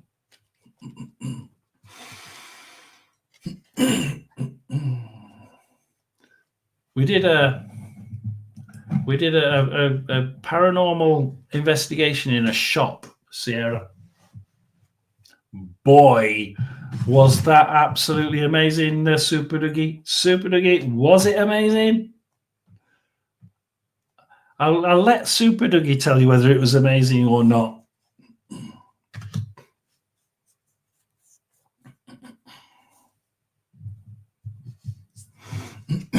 Look, something has started and you're trying to just get it off the ground this week. Look, there's an obstacle in your way, but we Nine of Pentacles. Don't stop because of the obstacle. Hey, this is a bloody good... yes, it was. It was, absolutely. And do try and make sure that... oh, Shamika. I don't know if she's in.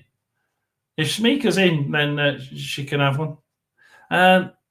Do try and make sure that whatever it is you've got off the ground, and I think you either have got it off the ground, Jay, or you're about to, make sure you push it, make sure it happens. There's going to be an obstacle this week.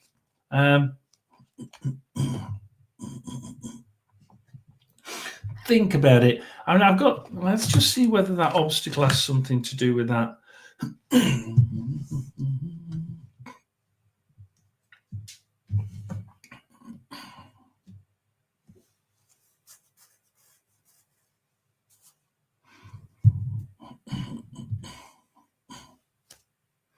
Sympathetic, warm-hearted. Right, so you're going to come across an obstacle, Jay, but maybe. I always say in when I say things like that, I usually say, look, if you come across an obstacle, make sure that you don't run away from it, and you sort it out. Obstacles, you don't just give up when an obstacle. Oh God, we've got everybody coming up. When everybody comes up, because it's not. God, we've got everybody here. This time, Jay, I think you need to. If you see an obstacle, perhaps you need to just get out of the way, forget about it, go and move on. Look, this person leaves the situation. It leaves a couple of swords behind, but I've got a feeling in this case, Jay, you have to leave the sword. Just if you need to leave this something unsaid, if you need to leave it a situation because an obstacle has turned up, and only because of that, then Jay, you may need to leave the situation. Say, okay, fine, I'll carry on without you, and we'll go do it a different way. And that's the sort of thing I'm getting. An obstacle comes up and you're thinking, do I stay and sort this shit out, or do I just forget it? I'll do it a different way. And that's what you do. Hands up, I'm going to do it a different way. I'm not going to sit around waiting for you lot. You've caused me and you've annoyed me. I'm off. Go do something else. And in this instance, Jay, this week, you may come across an obstacle. Forget it. Just move on without it. Just go and do it. And the reason why, look, you're very good. We've got this card to end. This is how we need to attack. How we need to attack this next week, Barry says. So King of Cups is how we need to attack the week as we go through. So how did we say it? What did we say for the King of Cups? Sympathetically, warm-hearted. Yeah, a bachelor. It would do if it was a person. It would be bachelor. So we're taking it for ourselves, right? We're just thinking about ourselves for once. Yeah, we have to think about things because we've got on this one. We've got ferns at the bottom. Think about it and move on. Be sympathetic to some. I think we might have to be a little bit sympathetic, or we might have to think about other people a little bit when we decide to just say, no, not doing that. I'm going to do something else. And we move on. So absolutely. We haven't done it yet, Firefly. So that's the one for Jay. Something's going to happen this week, and hopefully you don't need to wait around for it. Just forget it. Go do something else. Just be a little bit sympathetic. Just be a little bit conscious of other people, because that's what the king says. And move away from this situation. We don't need shit. We can do without it, and we can whatever it is that we're trying to achieve this week. We can achieve. We'll just have to achieve it a slightly different way. Just think about it. Sidestep the problem, and then move on. So so that was Jay's Firefly. I'm going to edit the video of San Diego this week. So during this week, I'll be doing the video, and then about Saturday, I think we'll drop the video. So do watch out for my first American side video. It will be coming out. It will be coming out at the end of the week. I did see. I can't see which video it is. I saw the post. I can't remember the post. I did have a live. Jesus, I did have a live. We could play. I'll tell you, we may start Wednesday. I'll tell you what, we'll start Wednesday with I'll replay the live stream from floor 14 of Chicago. There's a live. It's not a video, Firefly. It's a live stream from floor 14. The most petrified I've ever been of a ghost. Absolutely. I was absolutely crapping myself. I really was. And I never thought I would be like that. But I tell you what, what went on there. And afterwards, I'm glad you like it. Afterwards, Firefly, I went down to reception. I said, there's somebody on the 14th floor. I said, no, there isn't. There's just me and the maintenance guy. And the maintenance guy is on floor 1 in the ladies' restroom. And he came down and said, what's up? I've not been up to floor 14. Well, who's been moving the chairs around? I was like, whoa. It was very scary. You could tell in my voice. I tell you what, listen to it. Listen to my voice. I was petrified. Happily petrified, because it meant something had happened. But I couldn't open the door. I knew it was behind that door, and I'm thinking, I'm not opening the fucking door. That's stay where it is. You could hear me say, I should open the door. We need to see what's on the. Oh dear God, you'll love it. I'm going to try and download it and put it in the video that I do for the hotel if I can. Oh dear. So yeah, that's that one. That's Jay. So hopefully Jay's going to sidestep the problem that's going to appear this week. Just be nice to other people. Firefly, I think Firefly is next. I think Firefly can be next anyway. So Firefly, have you got a question? Scare yourself witless. I bloody did as well. Oh dear God. If you haven't seen it, yeah, go and have a look at it. This one's for nosy fun about. Oh, hang on a minute. I've got to highlight it.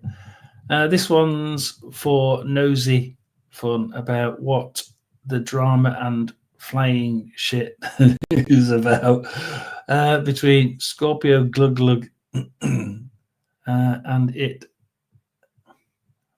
ends completely. Right. So what's the shit between? What's this shit that's going to fly around? And is it really the end of Glug Glug and Scorpio?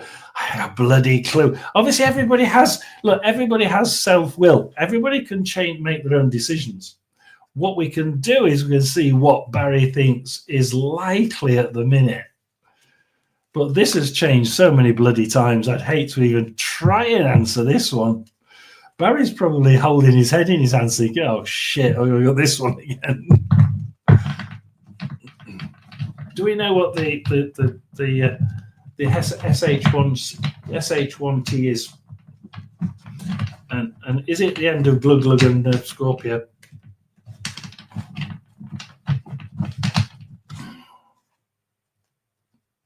The cards wouldn't move then. It's almost like Firefly. We've got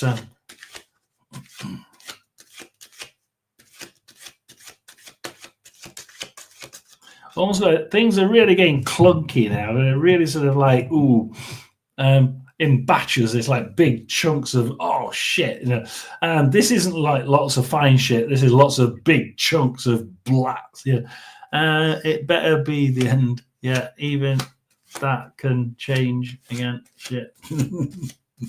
Stagnancy.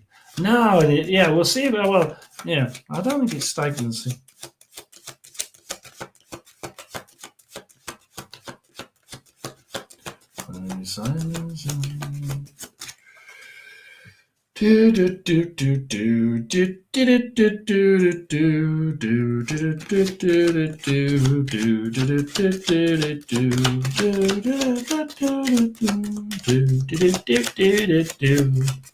Loo blockage size. Yes, Loo blockage size. Absolutely. The cards were sticking together to say, whoa, this is my God, sounds large pieces flame. Well, the cards wouldn't shuffle. Like they wouldn't, I couldn't spin them around. It's almost like, no, that's gonna be one hell of a chunk.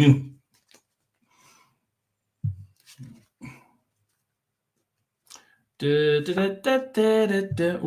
well, we've got Scorpio at the front. There we've got Scorpio at the front. There we are.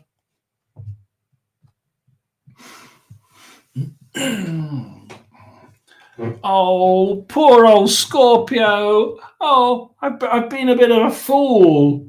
Oh, Scorpio's been a bit of a fool. It feels a bit like he's been made a fool of. Oh. I wouldn't say that there's a hell of a lot of shit. Not from this guy. The shit here is like he's defending his actions. There's going to be that's where the shit comes from.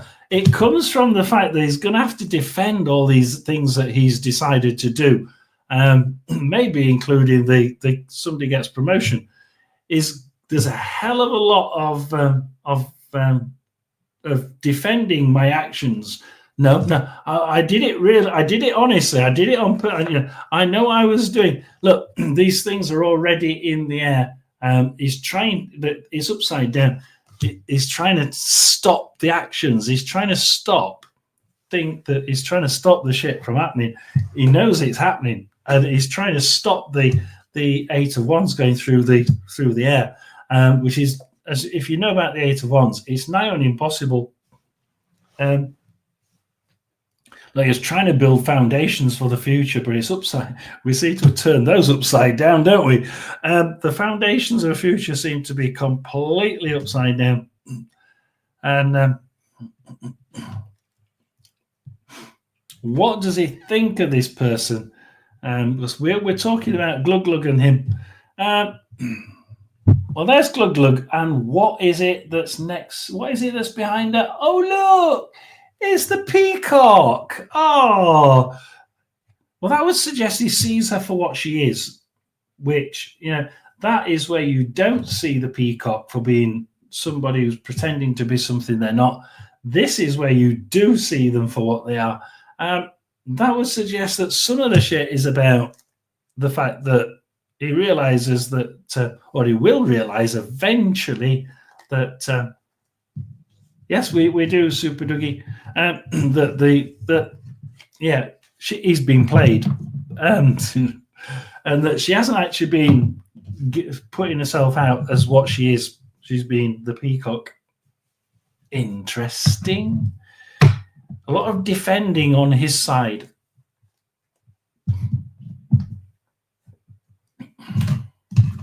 I'm not getting the end between them. I'm getting that there's a very big. Actually, she's not been completely honest with me, has she? So, what? It says, watch here. She hid behind him.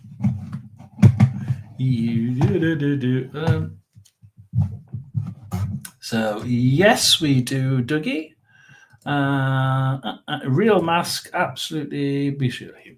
Right, who did we have after Firefly? I need to get through some of these. Firefly, Caroline, Sierra, and Super Dougie, and I think we got a couple after that as well, didn't we? So, Caroline, did you want one? And then Tina, if you want one, you can come on afterwards if you want.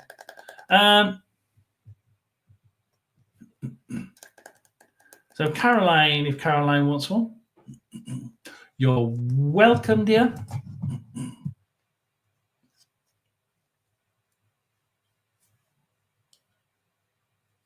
I'll let you sing it if you want, Carolina. Oop, Carolina. Oop, Carolina.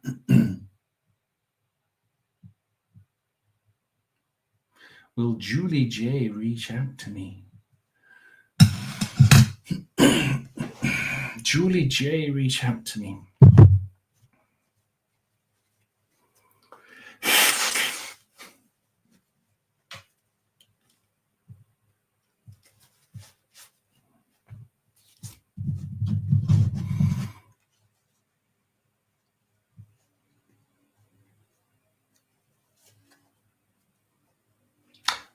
I'm not there. Let's have a good. Let's have a go. Oops, Carolina. Carolina.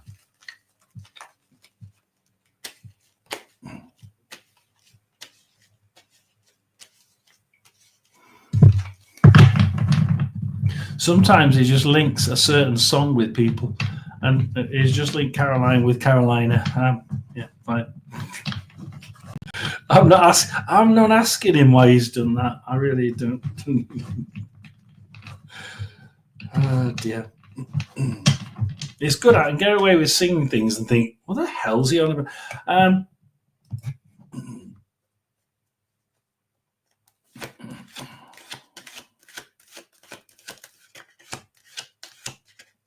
Little steps. Why am I doing this really?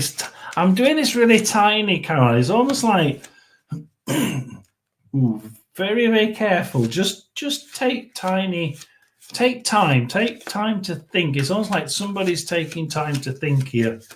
There's something to think about. Being very, very careful, as if I'm sort of like just huddled over things, thinking, well, the back of my neck. Why is my back of my neck hurting? It's almost like it's almost like whoever's got something to think about, and whether it's you or Julie, I don't know, but something needs to be thought out first. I'm really concentrating on it. It's like I've got a magnifying glass and I'm looking at it, making sure it's okay. It's as if something's got to be thought out here, because I'm not quite. I said, well, not as if I'm not sure. It's something needs to be looked at. Something needs to be.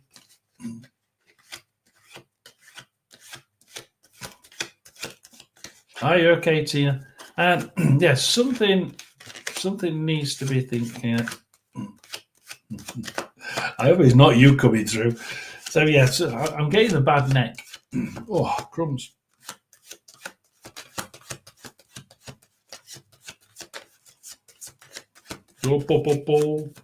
Oops, Carolina.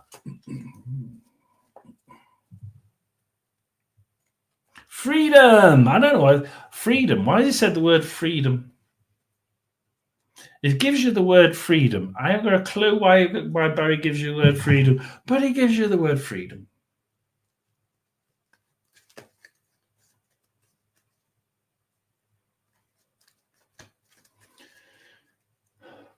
Freedom, freedom, freedom, freedom, freedom, freedom. Ooh, that's awkward, isn't it? What's that one?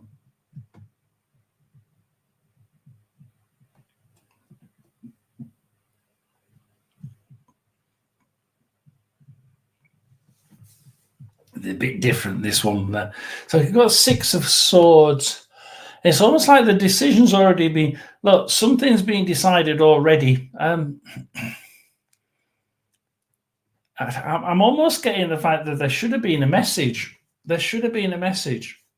It's almost like something should have already been sent, or something should have already been said. It's almost like somebody said something, and then this is supposed to be already in on the way, or something's already been said, and something should be moving. But I wonder if she's questioning what was told to. I think about it, thinking about it. Yeah, and that's what I'm getting. That there's a lot to think about. But this card is saying, and I'm not going to read it because I don't want a cold read. So I'm going to refuse to read that. It's almost like something started, and it's like something's being said, and I'm on the boat, but it's the 6 of Swords, which is it's. Do I want to pull this boat back? Do I want to pull this boat back? But something unexpected is the frog. We've got a frog in the reeds. What did we say about reeds? Whispering. It's as if there's been some whispering. Look, the reeds. We've been saying about reeds, if you remember, Caroline. Whenever you get a reeds in here, it's about somebody's whispering. There's some whispering, some talking in the background, and it's that we're concerned about. It's the talking in the background. Who's been talking to somebody? Who's being whispering? Who's being like a little bit backhanded here? But there's a frog in here. It's almost like by thinking of, look, do I pull this back? There's a surprise coming. I don't know what it is, but there's a surprise coming. It's almost like I've got a surprise here for you. Something is going to be absolutely not what we expected. Something unexpected. Is it good? Actually, I think it is there's some good news coming. Totally and utterly unexpected. And it has something to do with the whispering, with the reeds, where the frog is. The frog is in there. I'm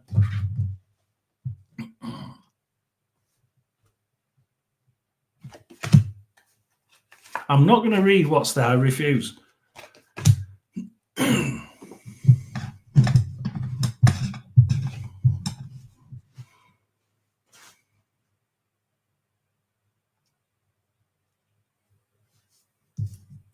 Weird, bloody. What situation have you got yourself into? Jesus. So I've got the house. It has something to do with the family unit. This is the family unit. The man, the woman, and the child, and the cat. And I'm refusing to read anything that you're putting down. Something to do with the family unit. And I just see that there's been whispering in the family unit. The question, and there's some surprise coming, some really big surprise news. A surprise decision. This decision isn't what we expected. Whatever decision you're thinking is going to get made may not be the one that comes out of this. Lack of strength. Somehow we don't have the strength to go through with this. We don't have the strength to go through with it. I'm just thinking that the strength card upside down is a lack of strength.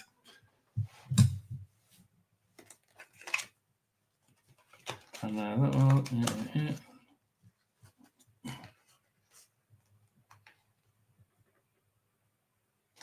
Or is it? I wasn't going to read the next three because I wouldn't usually put three down.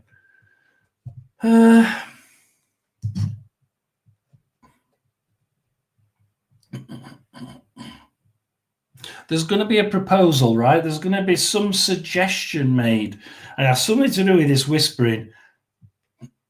It's not going to be the right way forward. It's not going to lead to success. It is not a good idea.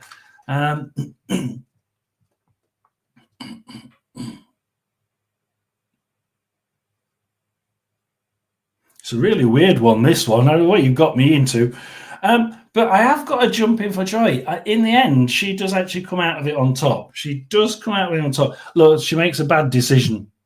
She hasn't got the strength to go through with something, but the decision doesn't really go right. But then it does seem to, weirdly, it gives. So she doesn't go through with it. It's a bad idea. The thing, whatever she chooses, collapses completely. But it seems to work out for her. It's like, how the hell does this work out? It certainly does. And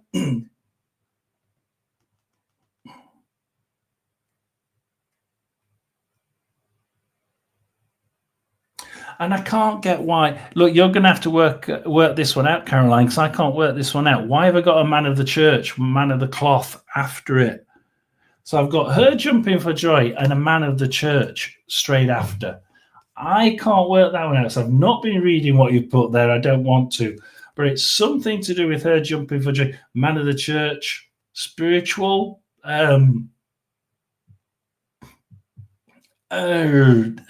meeting somebody. But I've got a very good ending to this, which is really weird because she chooses the wrong way and we end up actually getting into a better place, if that makes any sense whatsoever. So let's now read what you've been putting. So I don't want to cold read, so I don't like doing that. So let's have a look. No. I wonder if she's questioning what I told her, thinking about everything, absolutely thinking about everything, and solidly thinking about everything. Barry gave me that sort of looking at the cards and making sure. Her and the hubby were having inappropriate conversations, which he supposedly blocked her.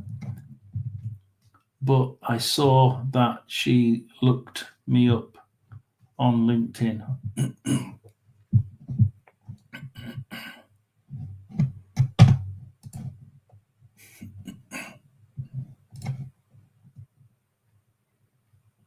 So hopefully you understand that.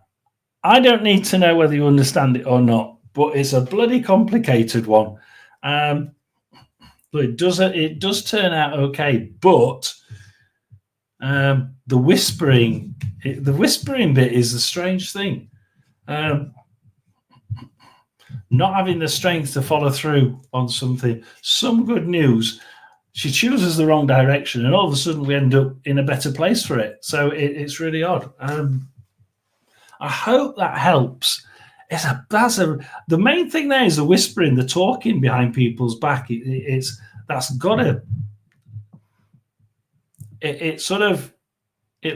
leads to something surprising, and it's like that's the end of that. You know,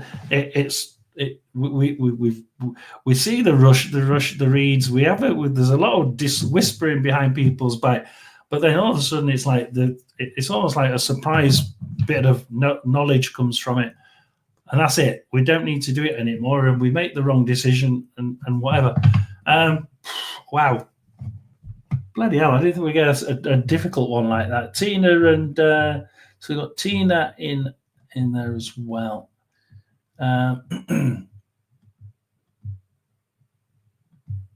Tina's the one. Yeah, Tina's that one. So yeah. So who's next? Sierra, are you on, Sierra? Sierra should be on. I think she seems to have disappeared. Sierra, do you want to give me your question, Sierra? Sierra Leone. Sierra Leone. Sierra Leone, are you in the house? Are you in the house, Sierra Leone?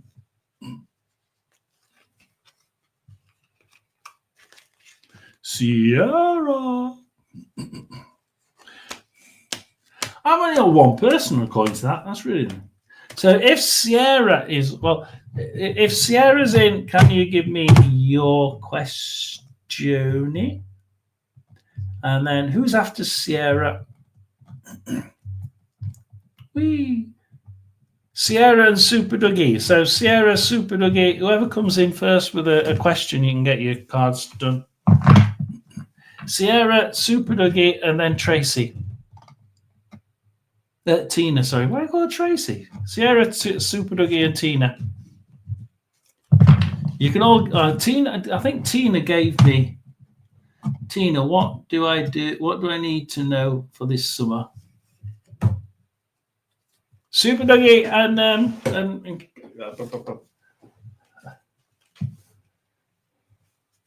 and Sierra. John, I'm going back to work and won't be in the room. Okay, see you. I'll see you next time then, Super Dougie. See you on Wednesday. I'll try and make it a bit. I might do another one at sort of San Diego evening time, 5 o'clock ish. Don't know yet, but we'll see. You might find one dropping on a Sunday night. So we'll do. I'll tell you what, we'll do Tina's. What does Tina need to know for this summer?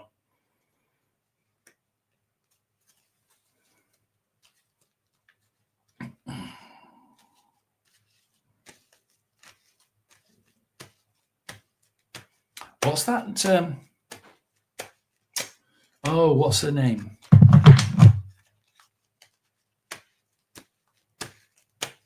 The fairy in Peter Pan. He's just shown me the fairy in Peter Pan. You need to take your magic dust. Now I really do think Barry's lost it. He wants Tina to take. What's the name of that bloody fairy? I can't remember now. The fairy in Peter Pan.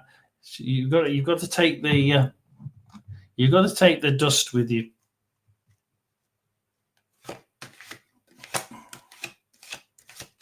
A little bit of dust and you'll be Tinkerbell. That's it, Tinkerbell. So take Tinkerbell's magic dust and you'll be fine. Things go sparkling. Things are, there's a little bit of luck in the air, I think, this with Tina.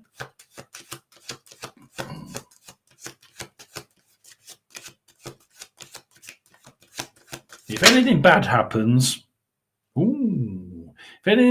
just wave your wand and you'll be whisked away in the right direction. Look, you only need to ask. You only need to ask. Look, there's something. We had a flyaway, and it's the Two of Wands. So do be careful. There's a few. It's almost like there's a sort of decision here to be made. It could be about love. I'm not quite sure. But yeah, we've got to Bobby Evan. Well, and try and make sure that things are you choose the right direction.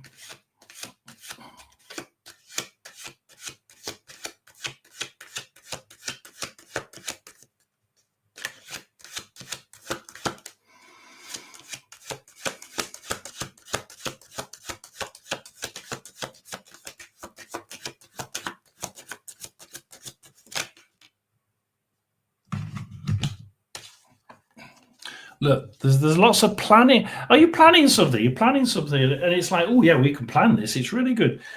Look, whatever it is you're planning is actually going to go quite well. That's a planning card. That's a good planning card. That's a card that flew out on its own. Do try and look for this situation. It's a really good. Hey, if you're going to plan something, this summer is probably the time to do it.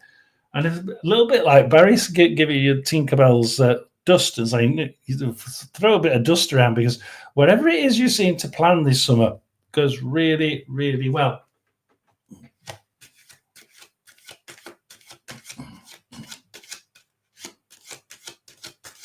And I wouldn't be doing that, Bobby. I'm in England, so I can't do that anyway.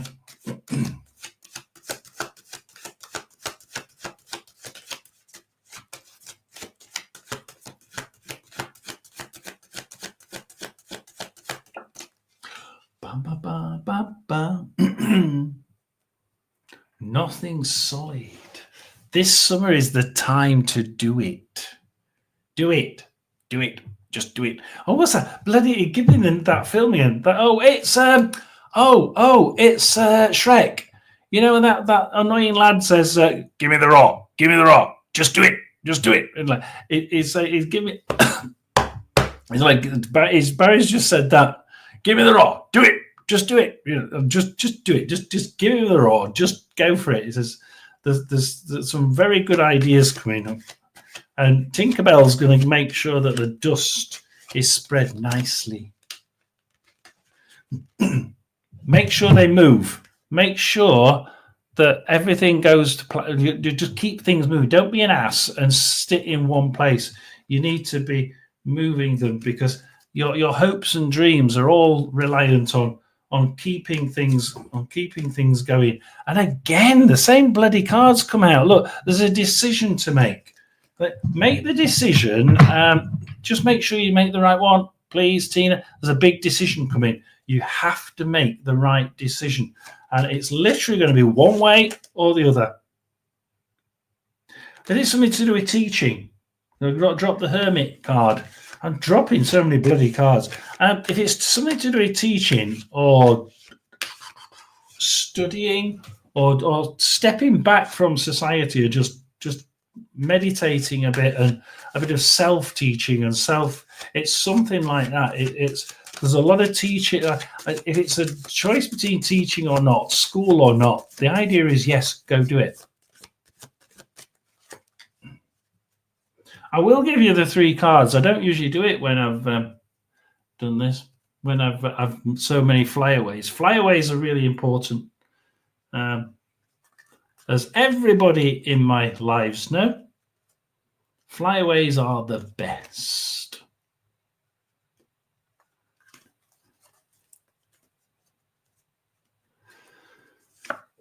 It is something to do with studying, isn't it? Tina's got something to do with studying, school, studying. It's like that, or it's doing bookkeeping or accountancy. Because I tell you what, we've got you learning something. Are you teaching something? Or are you actually studying? It's one of the bloody two. I know it is. It's one of the two. I've got you doing something. Absolutely, go for it. Go for it. It says absolutely. Where you want to be. The King of Swords, and the King of Swords is saying, look, you can end up. It's like worldly. You're almost like wanting ability to. Or are you look? Are you meeting somebody who is worldly? That's strange. Who are we meeting? Somebody who's worldly.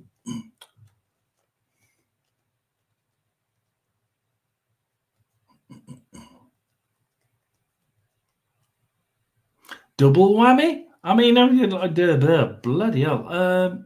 I stay home and take care of chickens.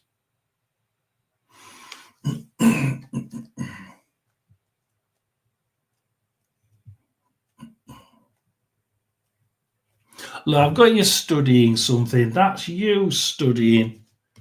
And the same bloody hermit's come up. So we got the hermit. But strangely enough, in the middle, I've got this bloke, this man. I've got this man, the King of Swords, dark-haired. Yeah, probably. Yeah, I think we're talking about a person. quite authoritative, worldly authority. I think this is a teacher. Almost certainly is a teacher because I've got the hermit card.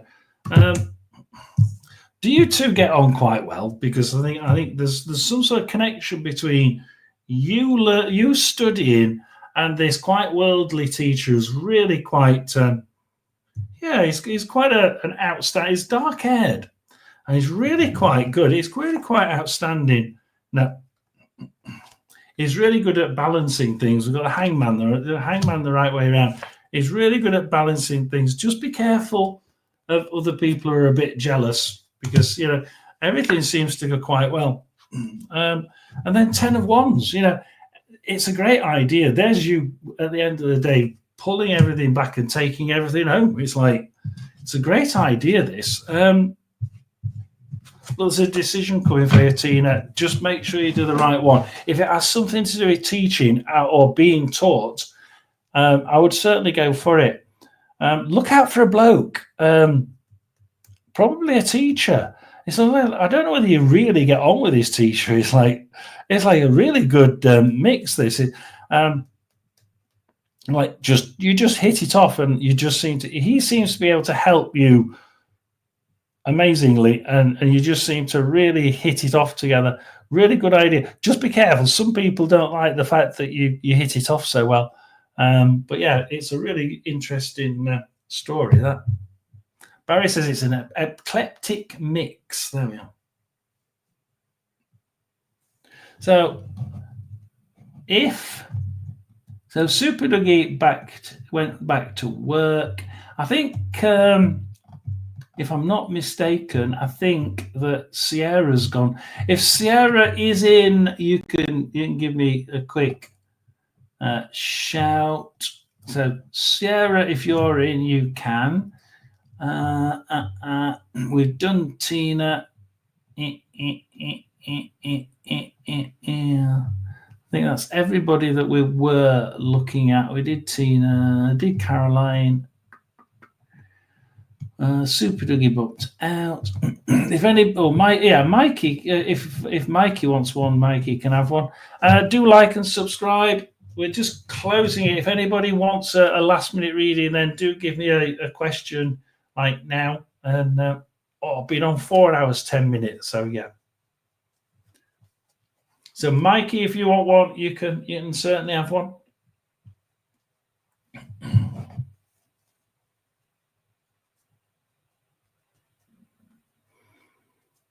Give them time to think. What time is it? Oh my God. It's 11 o'clock at night. I've got to get up at 4. Yeah, if anybody wants one, then please do say now or forever hold your peace.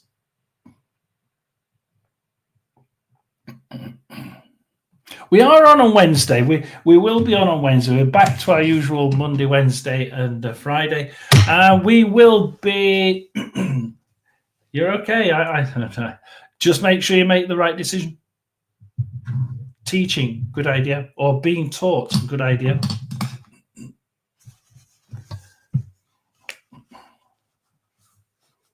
You're going places this year. You're going places. Maybe not physically, but yeah, you're going places sort of in every other sense of the word. Absolutely. So on Wednesday, we will be live with another tarot card reading. We'll probably be doing about 2 or 3 hours on that one. And then on Friday, we'll be doing a chat. We will also be on Saturday, I'm hoping, releasing the video for San Diego. It'll be a short one for San Diego. We didn't take much videos, to be honest. And then what we'll do is on the following week, we'll discuss a little bit of it.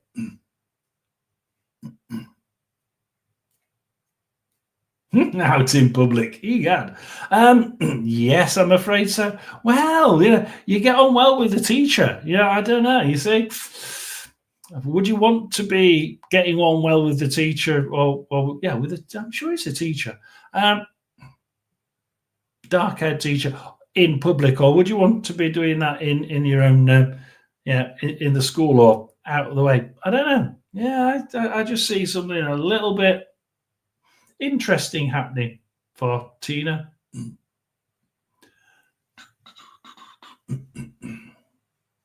All I get is dark-haired. Yeah, all I get is dark-haired. Don't hear much. And worldly, I get the teacher bit, and I get the dark hair, but I don't get much else. So yeah, so that's what we'll do. We'll discuss things next week. We'll discuss the video that I'll hopefully bring out on Saturday about San Diego. Let's discuss a few of the topics. That might be a little bit controversial. You know me, I do like to be a bit controversial. This video will be controversial. I guarantee it. So yeah, you want to say it, Barry? Tell everybody.